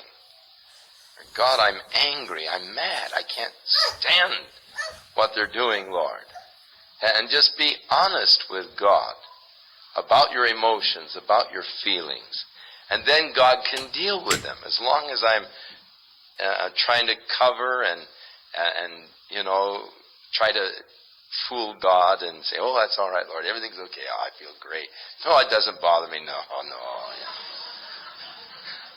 Man, then God can't deal with the real issues of my life until I get just really frank with him and honest in my dealings with God. Jacob was honest. And then he reminded, as I said, God of his promise. You said, I will surely do thee good and make thy seed as the sand of the sea. Now, Lord, how can my seed be as the sand of the sea if Esau wipes us all out? You see, that's the idea. You made the promise that my descendants are going to be unnumbered. And Lord, that'll never be if Esau comes and wipes me out. And so he lodged there that same night, and he took of that which came to his hand a present for Esau his brother. 200 she-goats, 20 he-goats, 200 ewes, 20 rams, 30 milk camels with their colts, 40 cows, 10 bulls, 20 she-asses, 10 fowls. And he delivered them into the hand of his servants, every drove by themselves. And he said to his servants, pass over before me, and put a space between the droves and drove. And he commanded the foremost, saying, when Esau my brother meets you and asks you, saying, who are you? And where are you going? Who do these animals belong to? Then you shall say, they are of thy servant Jacob's. It is a present sent unto my lord Esau, and behold, he is behind us. And so he commanded the second, the third, and all that followed the drove, saying, On this manner shall ye speak unto Esau when you find him.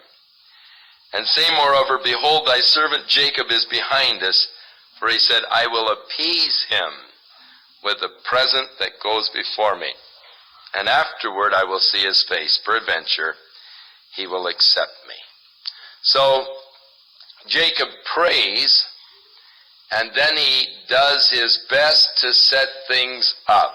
Now, as I told you, one of Jacob's problems was that he felt that God couldn't do his work without his help. In other words, Jacob always was trying to help God out.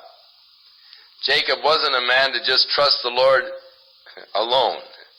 He was the kind of a fellow who would pray and then do his best to set things up.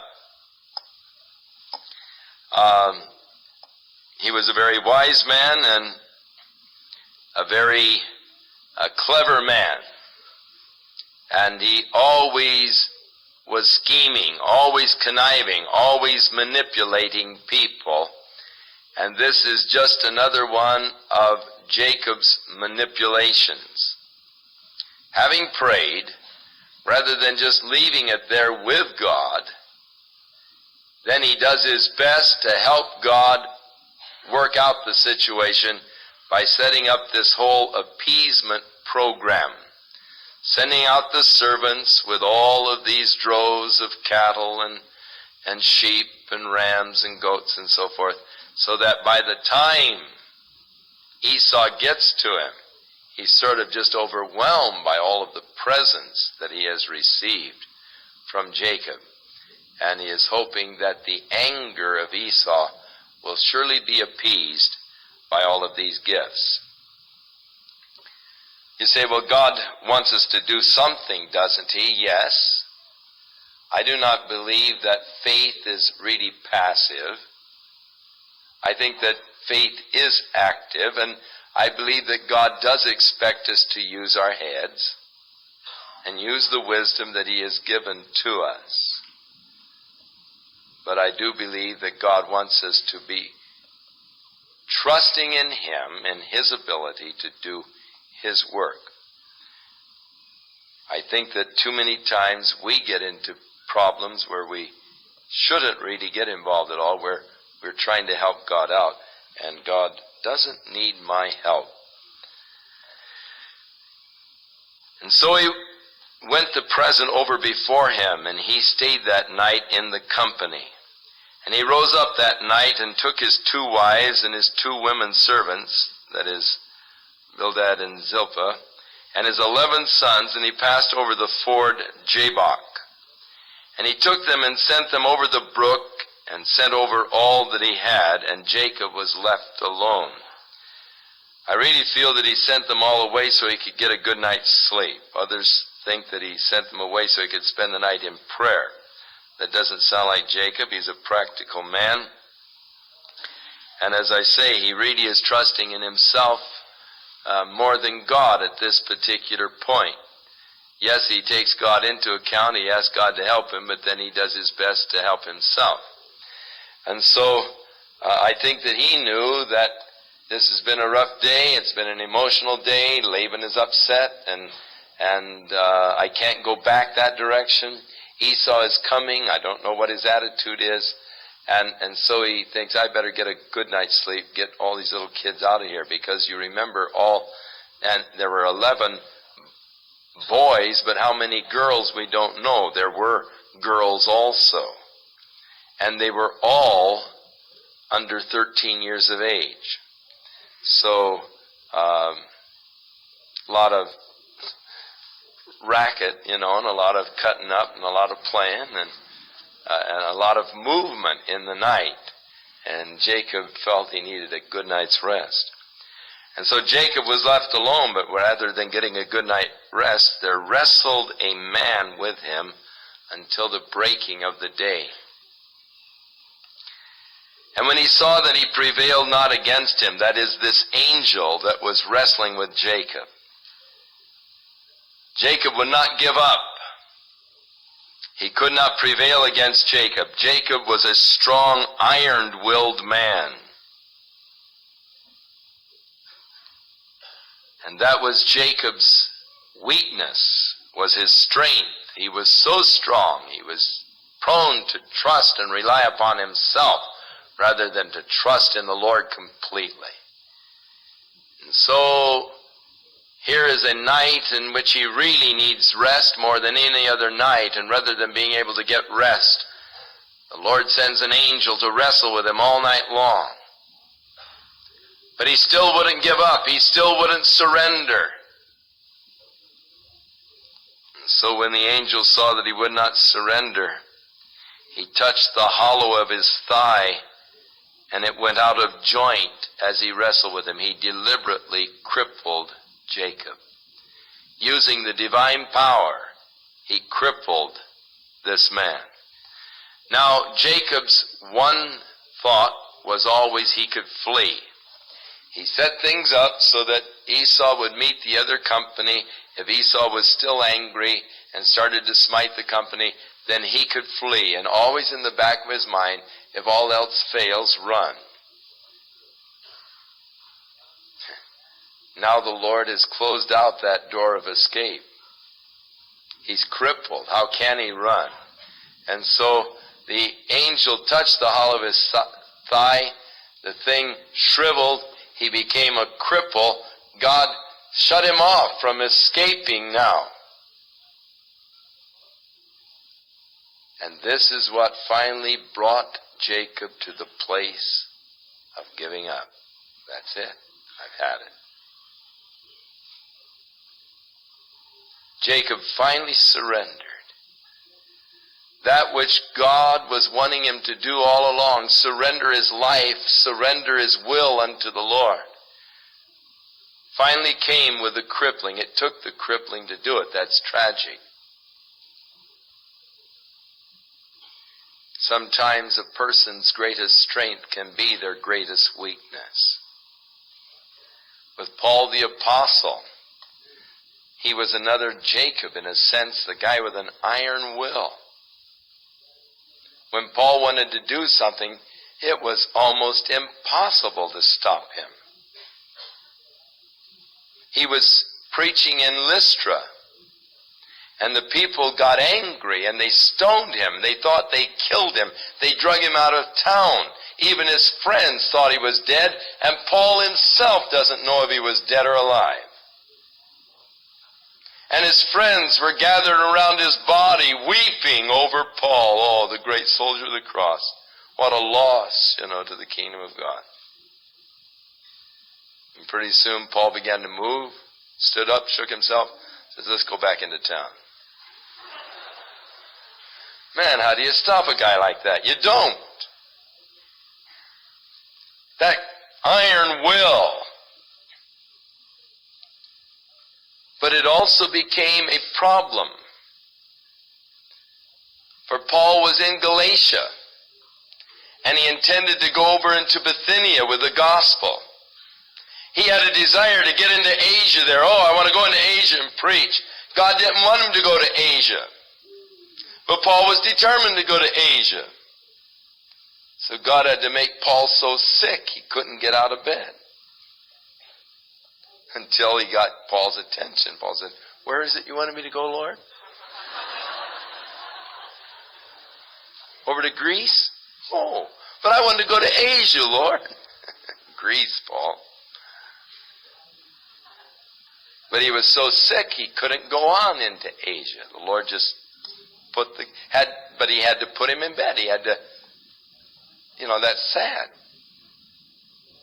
But Paul probably could never have endured all of the things that he endured unless he had that great will. It was a great strength, but yet so many times the natural abilities are the very things that get in our way in our attempt to serve God. And God has to deal and bring us to a dependence upon him in all things. He doesn't want me to depend upon my natural abilities. He wants me to depend totally upon him. And with Jacob, it took the crippling in order to bring Jacob to the place of surrender, in order that God might really do all for Jacob he wanted to do. He couldn't do it as long as he was this clever, conniving kind of a guy. God couldn't do what he was wanting to do. And so he brings him to the place of weakness, brings him to a crippling situation. Jacob is surely not a good example for us. It's just a good illustration and demonstration of what God has to do to some people to bring them into a complete surrender of themselves to God, so that then God can take them and begin to work through them.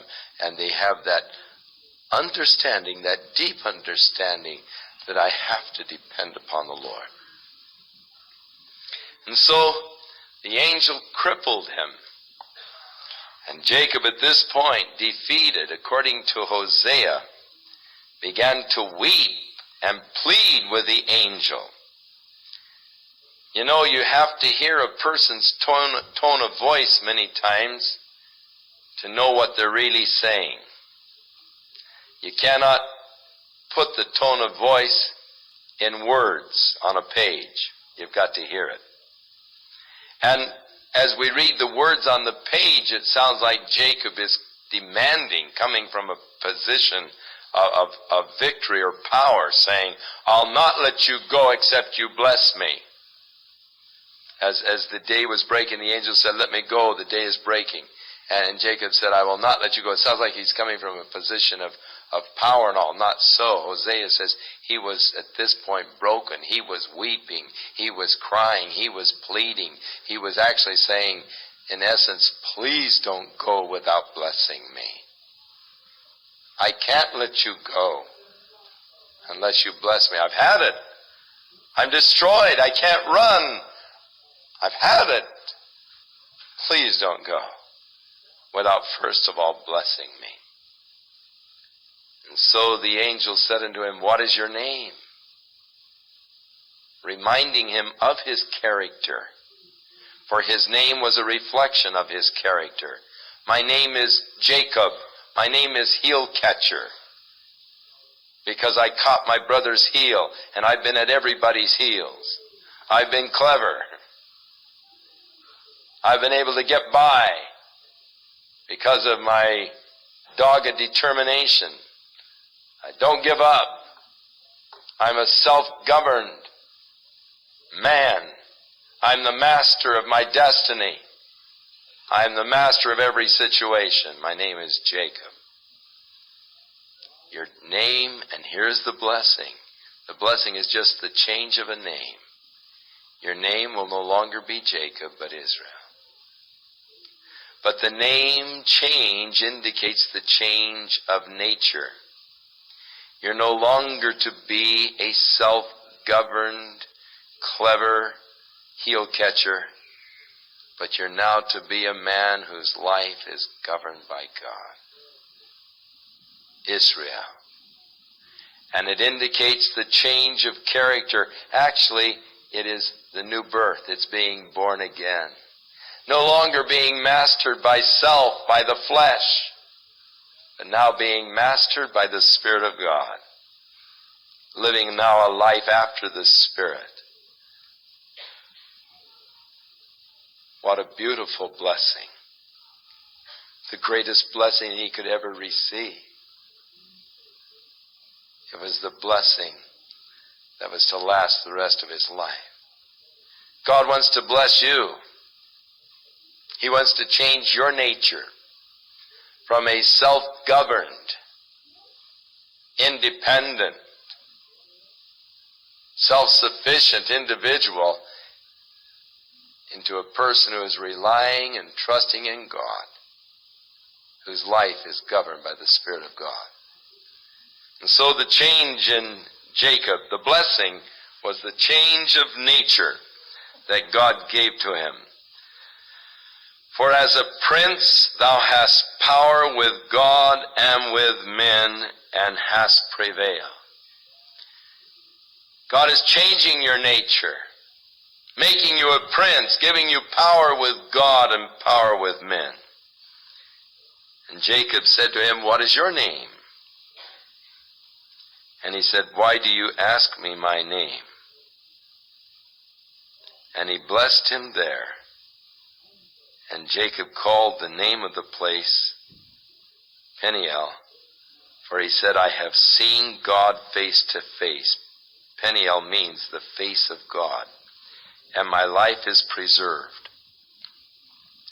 And as he passed over Peniel, the sun rose upon him, and he was limping, or halted upon his thigh. He was crippled. The crippling was an experience that lasted. Therefore the children of Israel eat not the sinew which shrank, which is upon the hollow of the thigh unto this day, because he touched the hollow of Jacob's thigh and the sinew that shrank. And Jacob lifted up his eyes and looked, and behold, Esau came, and with him 400 men, and he divided the children unto Leah and unto Rachel and the 2 handmaidens, in other words, each of the mothers with their children that they had borne. And he put the handmaids and their children in the front, and Leah and her children after, and Rachel and Joseph were behind. And he passed over before them and bowed himself to the ground 7 times until he came near his brother. Now, according to the Tel Amarna tablets, it is proper when greeting a king to bow to the earth 7 times in approaching him. So Jacob was approaching his brother Esau and greeting Esau as a king, which indeed Esau was. He had become the ruler and the king, so to speak, over the area of Mount Seir, the area known as Edom. And so he is giving honor to his brother's position, bowing before him 7 times, a custom in those days. And Esau ran to meet him and embraced him and fell on his neck and kissed him, and they wept. So that prayer of Jacob's was answered. His brother's anger was assuaged.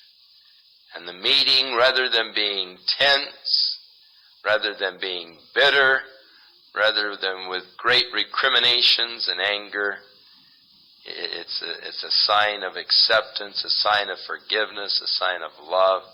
As they embraced each other, they kissed each other, they wept together.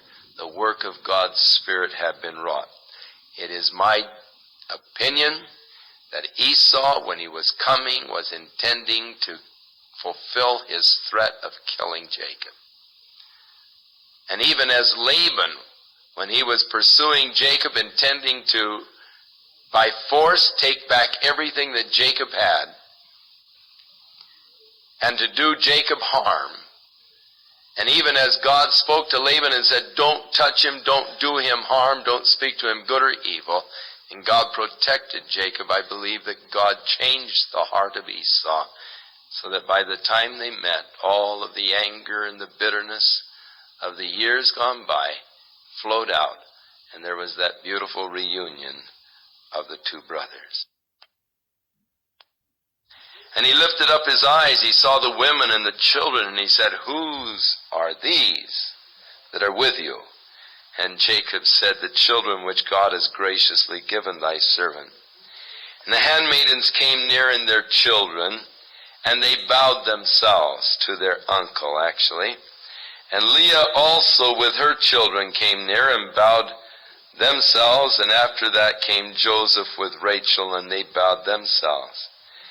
And he said, what is the meaning of all of these droves of animals that I met when I was coming toward you? And he said, these are to find grace in thy sight. And Esau said, hey, I have enough, brother. Keep that to yourself. And Jacob said, no, I pray you, if I have found grace in your sight, receive my present at my hand, for therefore I have seen thy face as though I had seen the face of God, and you were pleased with me.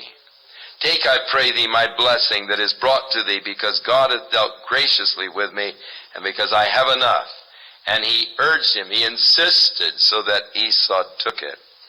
And Esau said, let's take our journey, let's go, we'll go before you. And Jacob said to him, my Lord knows how that the children are tender. They're young, actually, 13 and under. And the flocks and the herds with the young are with me. And if the men should overdrive them, even one day the flock will die. So let my Lord, I pray thee, pass over before his servant, and I will come on softly or slowly, according as the cattle that go before me and the children are able to endure, until I come to my Lord unto Seir. So Esau said, let me now leave with you some of my men, that they might be with you. And he said, I don't need it. Let me find grace in the sight of my Lord. So Esau returned that day on his way unto Seir.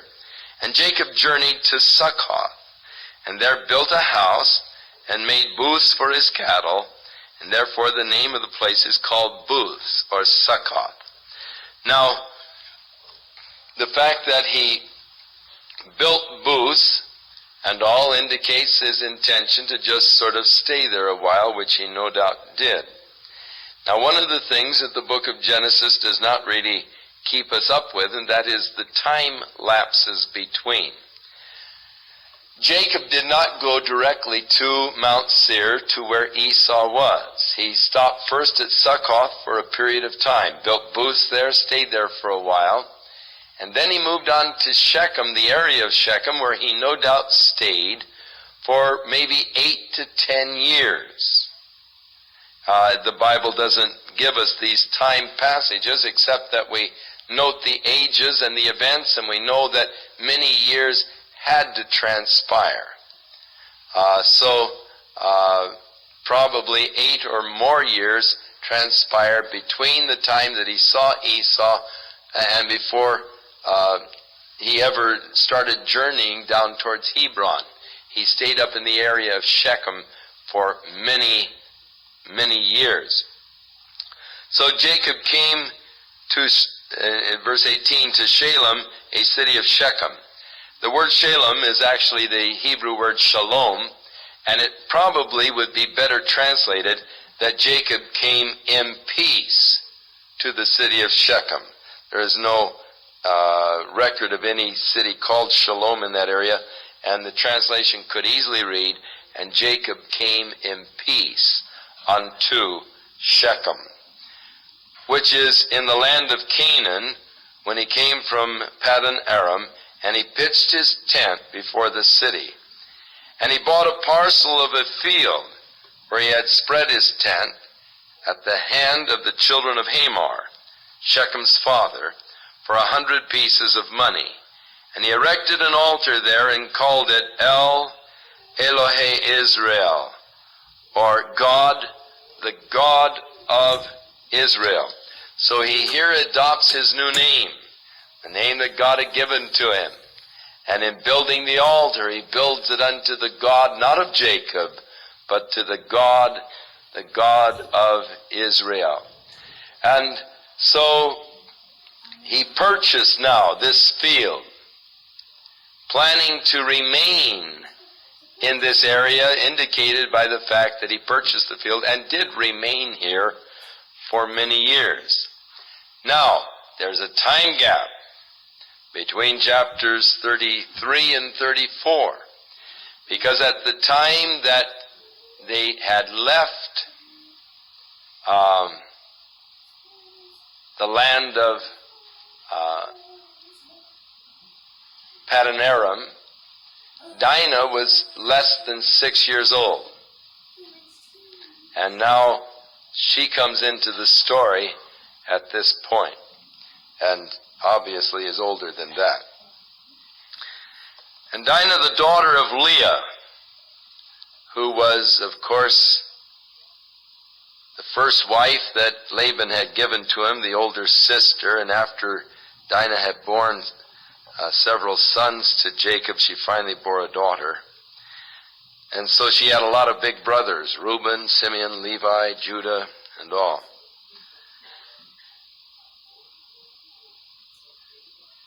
And Dinah, the daughter of Leah, which she bare unto Jacob, went out to see the daughters of the land. And so what it was is, of course, being a little girl, or a young girl now, perhaps at this point, maybe in her teens, or at least getting close to it, she had girlfriends. Well, where are you going to get girlfriends? She's just started making acquaintances with the girls from the area of Shechem. And when Shechem, the son of Hamor the Hivite, the prince of the country, saw her, he took her and laid with her and defiled her. And his soul clave unto Dinah, the daughter of Jacob, and he loved the damsel, and he spoke kindly to the girl.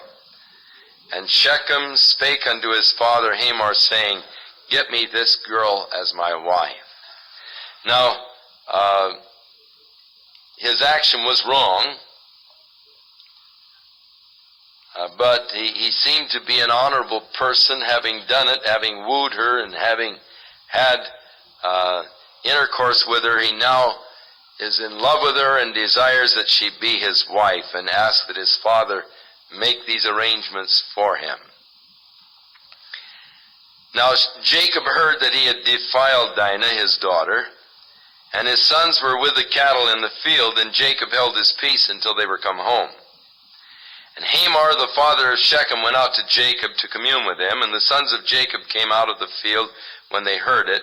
And the men were grieved, and they were very angry, because he had wrought folly in Israel in lying with Jacob's daughter, which thing ought not to be done. And Hamor communed with them, saying, The soul of my son Shechem longs for your daughter. I pray that you would give her to him as a wife. And let us make marriages with each other. Give us your daughters. Notice plural. So Jacob had other daughters that are not named. Give your daughters unto us, and take our daughters unto you. And ye shall dwell with us, and the land shall be before you. Dwell and trade therein, and get your possessions here. And Shechem, the son of Hamor, said unto Jacob and to her brother, that is Dinah's brothers, Let me find grace in your eyes, and what ye shall say unto me I will give. Ask me whatever you want for a dowry and a gift, and I will give it to you accordingly. And as you shall say unto me, but give me this girl for my wife. And the sons of Jacob answered Shechem and Hamor his father deceitfully, and said, because he had defiled Dinah their sister. And they said unto them, We cannot do this thing, to give our sister to one that is uncircumcised, for that's a reproach unto us. But if you'll consent unto this, and you'll be as we are, every male of you will be circumcised, then we'll give our daughters to you, and we will take your daughters to us, and we will dwell with you, and will become one people. If you will not hearken unto us to be circumcised, then we will take our daughter, and we will be gone. And their words pleased Hamor and Shechem, Hamor's son.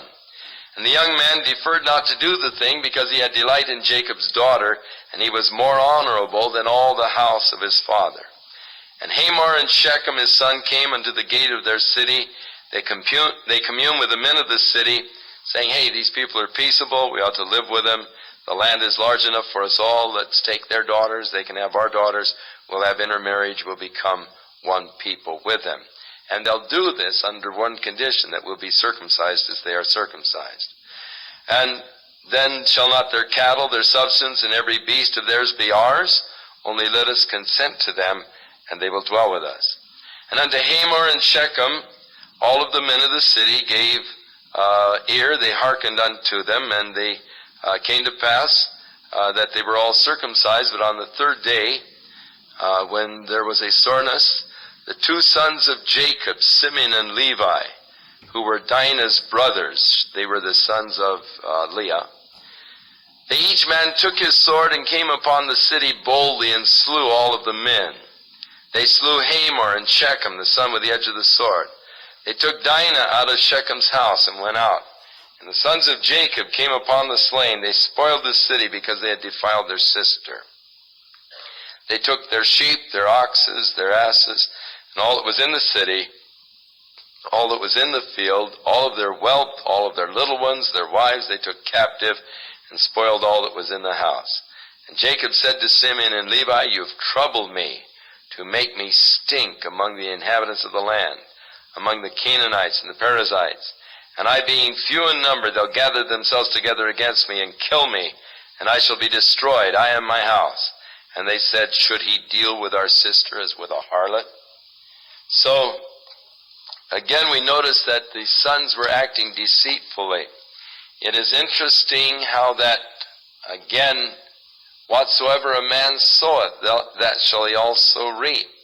Jacob was guilty of deceiving his father in receiving the blessing. He was then deceived by his uncle Laban, and now he sees the deceitful acts of his son as they make this league with the people, but dealing treacherously and deceitfully with them, and moving in and killing them, killing the men, taking the women as slaves and so forth. The sons of Jacob had done that which was reprehensible. Now,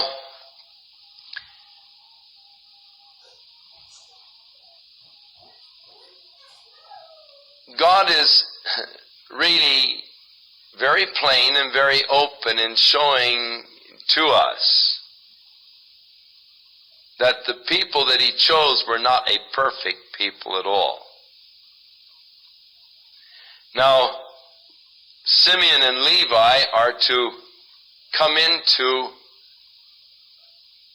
a judgment for this later on. Years later, in the 49th chapter of Genesis, it's recorded when Jacob was about to die, he gathered his 12 sons around him, around his bed. And he began to prophesy over these sons and tell them each one why they didn't receive the birthright, really. We'll get into Reuben's sin a little bit further as we go along. We'll find Judah's sins. We see here the sins of Levi, who was to be the father of the priestly tribe. He was deceitful, he had a horrible temper and anger, and when Jacob gathered his sons around him, turning to Simeon and Levi, he said, "Cursed be thy anger, for you slew a city and all." And he was still rebuking them years later for this horrible action of theirs.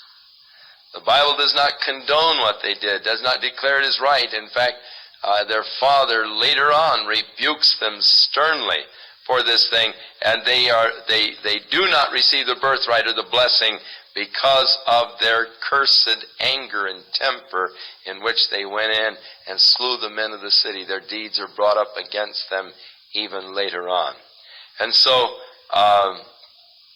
we find that God is open. He doesn't try to hide the sins of men. He doesn't in any wise come off with the idea that he uses just perfect people.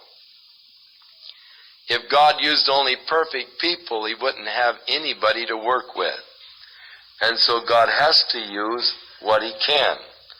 And that's us, with all of our imperfections. And so, lest we get the concept in our minds, which we so easily do, that God just uses perfect people, or God will just bless perfect people, God is careful to show us that these people aren't perfect at all, and yet God chose them, and God used them. And that's to encourage you, because you know that you're not perfect, and yet God has chosen you, and God wants to use you. And so it helps me to yield myself to God, to know that I don't have to be perfect. Yes, he wants me to be perfect. I'm not. But he has provided for my imperfections through Jesus Christ. And thus God will use me. And that to me is always an exciting thing. So God doesn't try to gloss over and give you the picture of, just really perfect individuals. Man, these guys were horrible. What they did was horrible. And yet God is going to use them to be the father of the nation. And so God said to Jacob, "Arise and go up to Bethel. Now Jacob is afraid, hey, the kings are all going to get together, they're going to attack me and wipe me out. And so God is saying to Jacob, arise, go up to Bethel, and dwell there, and make an altar unto God, the God that appeared to thee when you were fleeing from the face of Esau your brother. So Jacob said to his household, to all that were with him, put away the strange gods that are among you, be clean, change your garments. And so Jacob institutes now a sort of a religious reform in the family. Put away the strange gods. This, we're going to have to really just go back in a renewal of our dedication unto God, and a renewal of ourselves unto God. Jacob is afraid. He has been in the land now for many years. He's come back. Things are settled. And it's amazing how in times of prosperity we can sort of let spiritual things slide. And things can creep in. And other interests that become idols in our hearts. And they begin to take away from our devotion and our commitment to God.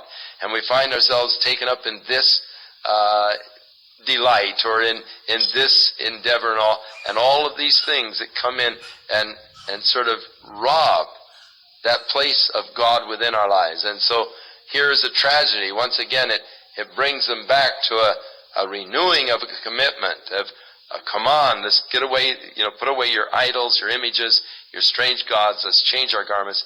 We're going to go to Bethel. We're going to go back to the place where God met me. We're going to go back to that place and meet with God once more. And how many times God calls us back to that place of our first consciousness. You remember the message of Jesus to the church of Ephesus, where he said, remember from whence thou art fallen, and repent and do your first works over. The Lord said, you've lost your first love. It was a call back to the first love, back to that first consciousness of God, back to that thrill and the joy, that place where you first met God.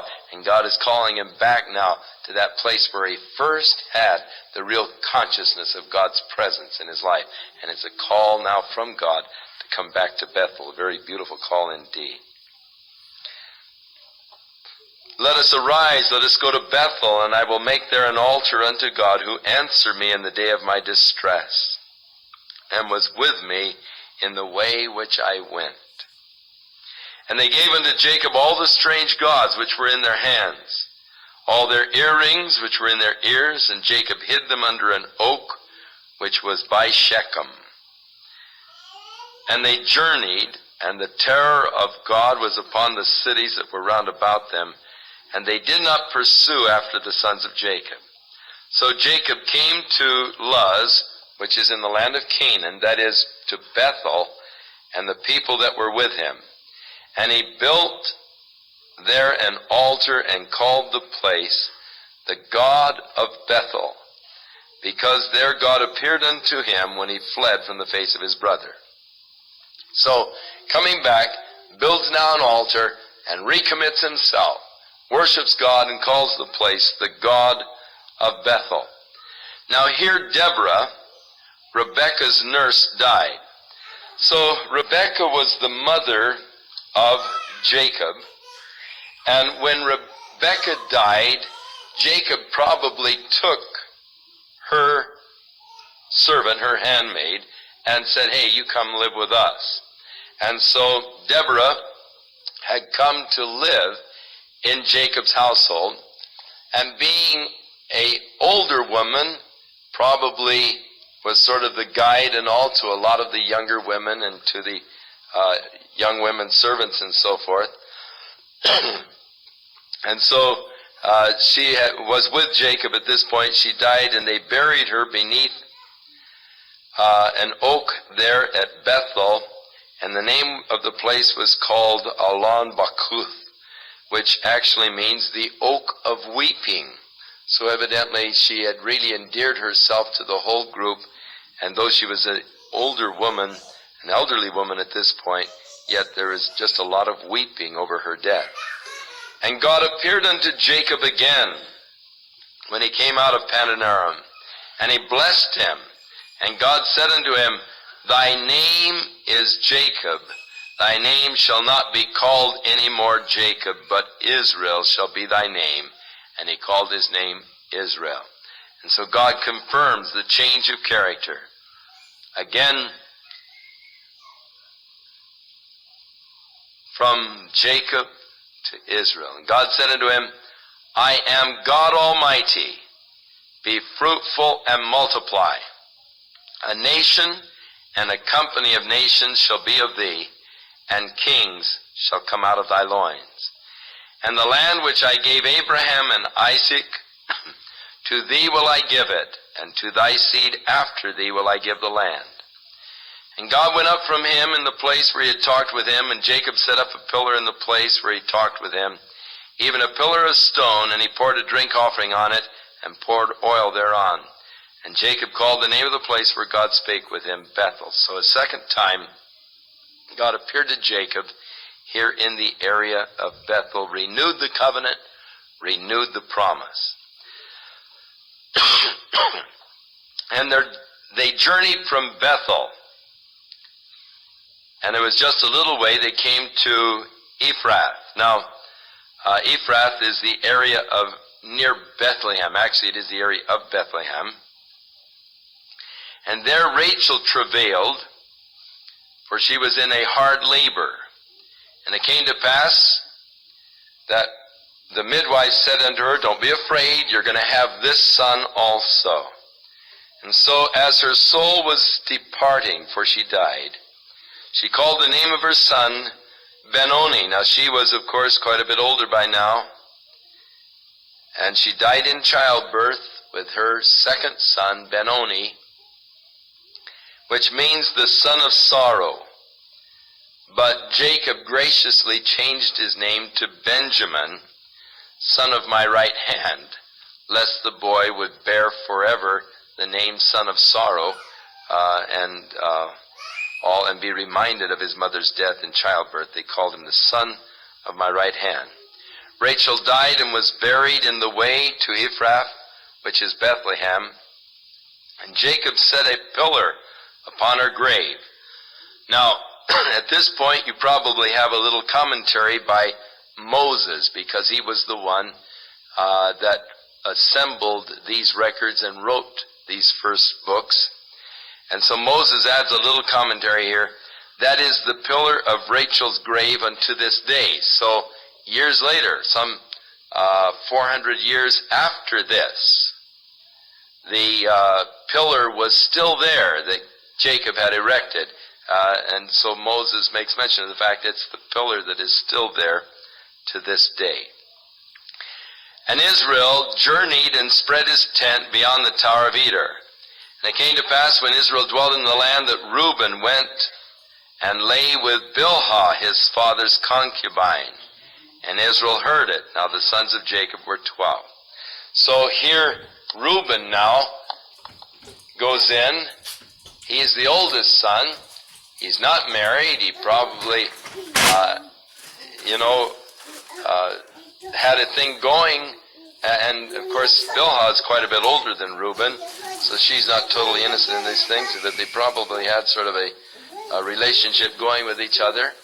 And they started having intercourse with each other. Jacob found out about it. And it's interesting, Jacob sort of passes over it, doesn't really say any heavy thing here that Jacob did about it. In fact, it just goes on to name the sons of Jacob now, and those that were born from each of the mothers. But again, later on, when Jacob is addressing his sons at that time of his death and the blessings, Reuben is passed over. Because he's unstable as water, he went to his father's bed. So Jacob brings that as the disqualifying character of Reuben's life that disqualified him from the birthright and the blessing. So the sons of Leah, Reuben, Simeon, Levi, Judah, Issachar, and Zebulun. The sons of Rachel, Joseph, and Benjamin. The son of Bilhah, Rachel's handmaid, Dan and Naphtali. The sons of Zilpah, Leah's handmaid, Gad and Asher. These are the sons of Jacob that were born to him while he was in Padanaram. of course with the exception of Benjamin, which was born there in the land. Jacob came to Isaac his father unto Mamre. Now Isaac was still alive. He lived to be 180 years old. Unto the city of Arba, which is Hebron, where Abraham and Isaac sojourneyed, and the days of Isaac were 180 years. And Isaac gave up the ghost and died, and being gathered unto his people, being old and full of days, his sons Esau and Jacob buried him. So he was an invalid for over 50 years, blind and so forth. It's a sad way to end your life. Now in chapter 36, we're not going to bother to go into it in any detail, because in it we have the generations of Esau. And they are given in chapter 36 just to drop out of the picture. But just to show you the descendants of Esau, the scripture lists their names and all here in chapter 36. The generations of Esau, who is Edom, which means red, and he was the father of the Edomites. In verse 6 it says, And Esau took his wives and his sons and his daughters and all the persons of his house, his cattle, all of his beasts and his substance, which he had got in the land of Canaan, and he went into the country from the face of his brother Jacob. So when Jacob came down into the area, Esau moved out over to the area that was south and somewhat east of the Dead Sea region, going down to the Gulf of Aqaba, the area that later became known as Edom. And that is the area where Esau and his descendants settled. Their riches were so great they could not dwell together. Now, one of the sons of Esau, verse 10, is Eliphaz. And one of Eliphaz's son in verse 11 is Teman. Now you remember in the book of Job, one of the comforters of Job was named Eliphaz the Temanite. And so it is very possible that this Eliphaz that we have here, one of the sons of Esau, was in actuality one of the comforters of Job, and so this probably dates for us the book of Job, which means that it is one of the oldest books in the Bible. For Genesis was written by Moses some 500 years later, but the book of Job poetry was kept intact, and it makes Job one of the oldest books in man's literature. So the name of Eliphaz, whose son was Teman, and in Job, Eliphaz the Temanite, it is very possible that here is the time of Job. It is interesting also that we have in verse 33, And Bela died, and Jobab, the son of Zerah of Bozrath, reigned in his stead. We know that Job was a ruler, a king over an area. It could be that this Jobab here is actually the Job of that book. And of course Eliphaz then being one of his uncles who came to visit him at the time that he was going through such great personal loss and problems.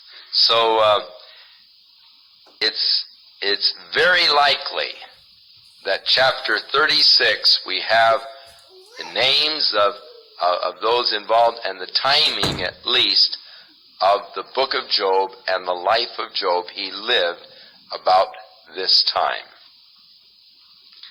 which helps you to get things now sort of in perspective. It means that Job was living at the same time as Jacob and Esau and these events.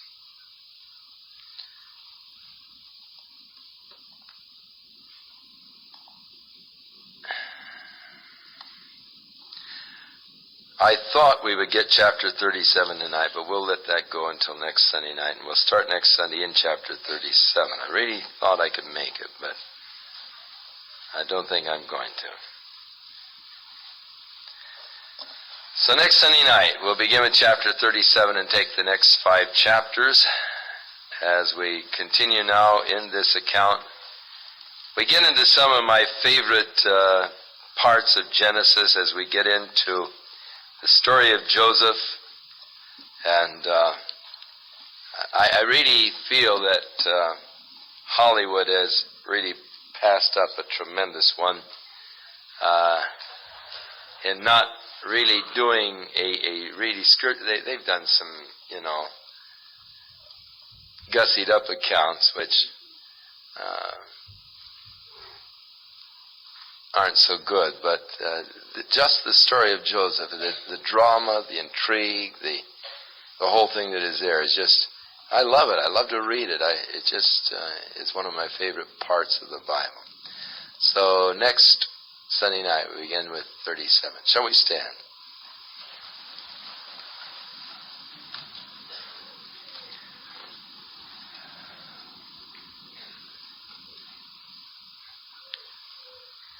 God bless you and keep His hand upon your life.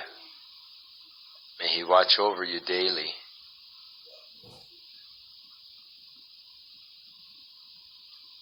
And may you be conscious of His presence. Not just a thing from your head knowing, but in your heart experiencing the nearness, the closeness of God. May the Lord give you strength for every trial and testing. And may you come to that place of a total reliance upon His strength.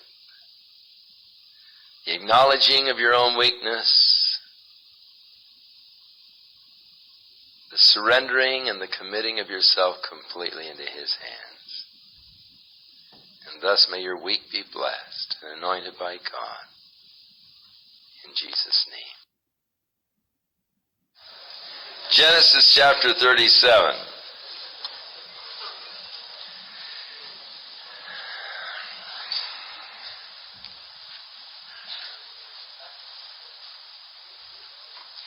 And Jacob dwelt in the land wherein his father was a stranger, in the land of Canaan. And these are the generations of Jacob. Joseph, being 17 years old, was feeding the flock with his brothers. And the lad was with the sons of Bilhah and the sons of Zilpah, his father's wives. And Joseph brought unto his father their evil report.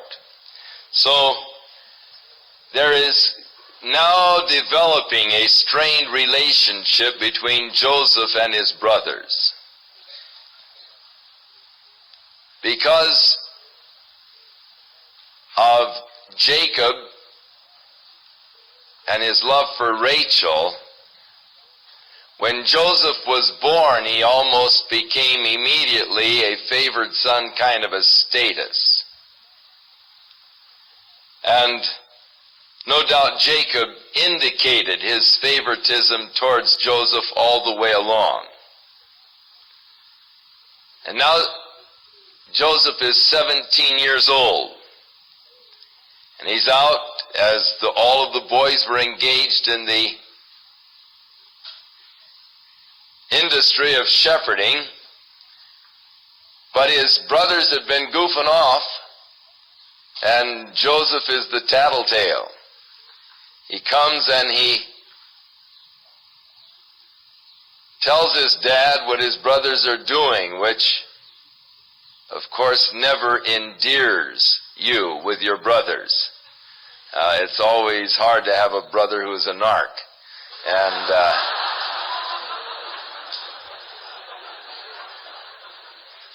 so that's just thrown in there. It just, the scripture verse 2 is just sort of thrown in there. And I think to just give us a little bit of the insight why his brothers really began to resent him and hate him. He was Mr. Good Guy, and they were bad guys, and he was telling on them. And he was bringing their evil report to his dad. He was reporting on them to their dad. And so that is surely going to bring resentment against Joseph, which of course it did.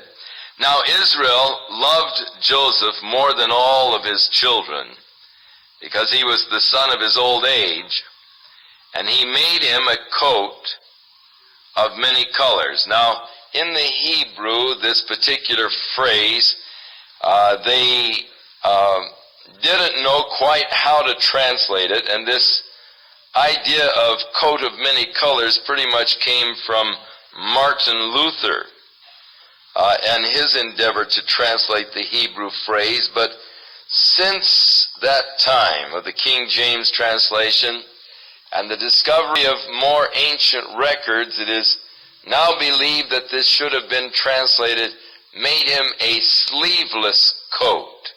And that would seem to be a more accurate translation of this particular difficult Hebrew phrase.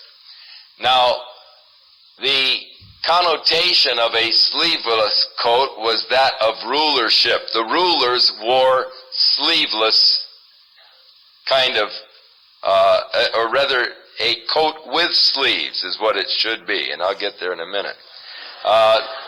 The sleeveless coats were worn by the laborers, and the rulers wore the coats with sleeves, because the coat with sleeves, you really couldn't do much work in those. And so it indicated more of an aristocracy, a rulership class, not a working class, to have a coat with sleeves. The sleeveless coat was the worker's coat, and so when his dad made him a coat with sleeves, it was giving a definite message to his brothers of Jacob's intention of making Joseph the ruler.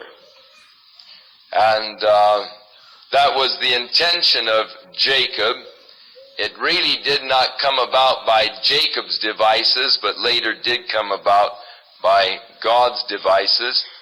But Jacob, in the 49th chapter, which is a classic chapter, gives the reasons why the other brothers of Joseph really did not inherit the place of blessing as did Joseph. When his brothers saw that their father loved him more than all of his other brothers, they hated him, and they could not speak peaceably unto him. Real problems arose there in the family of sibling rivalry, of hatred, and their inability now to even say a kind word to him. So Joseph, no doubt, was suffering much from the attitude and the actions of his older brothers. Can you imagine having 10 older brothers that were sort of jealous of you because of your position? Our daughter Cheryl had 2 older brothers and barely survived because they thought that she had a favored position, which she probably has had. I wouldn't doubt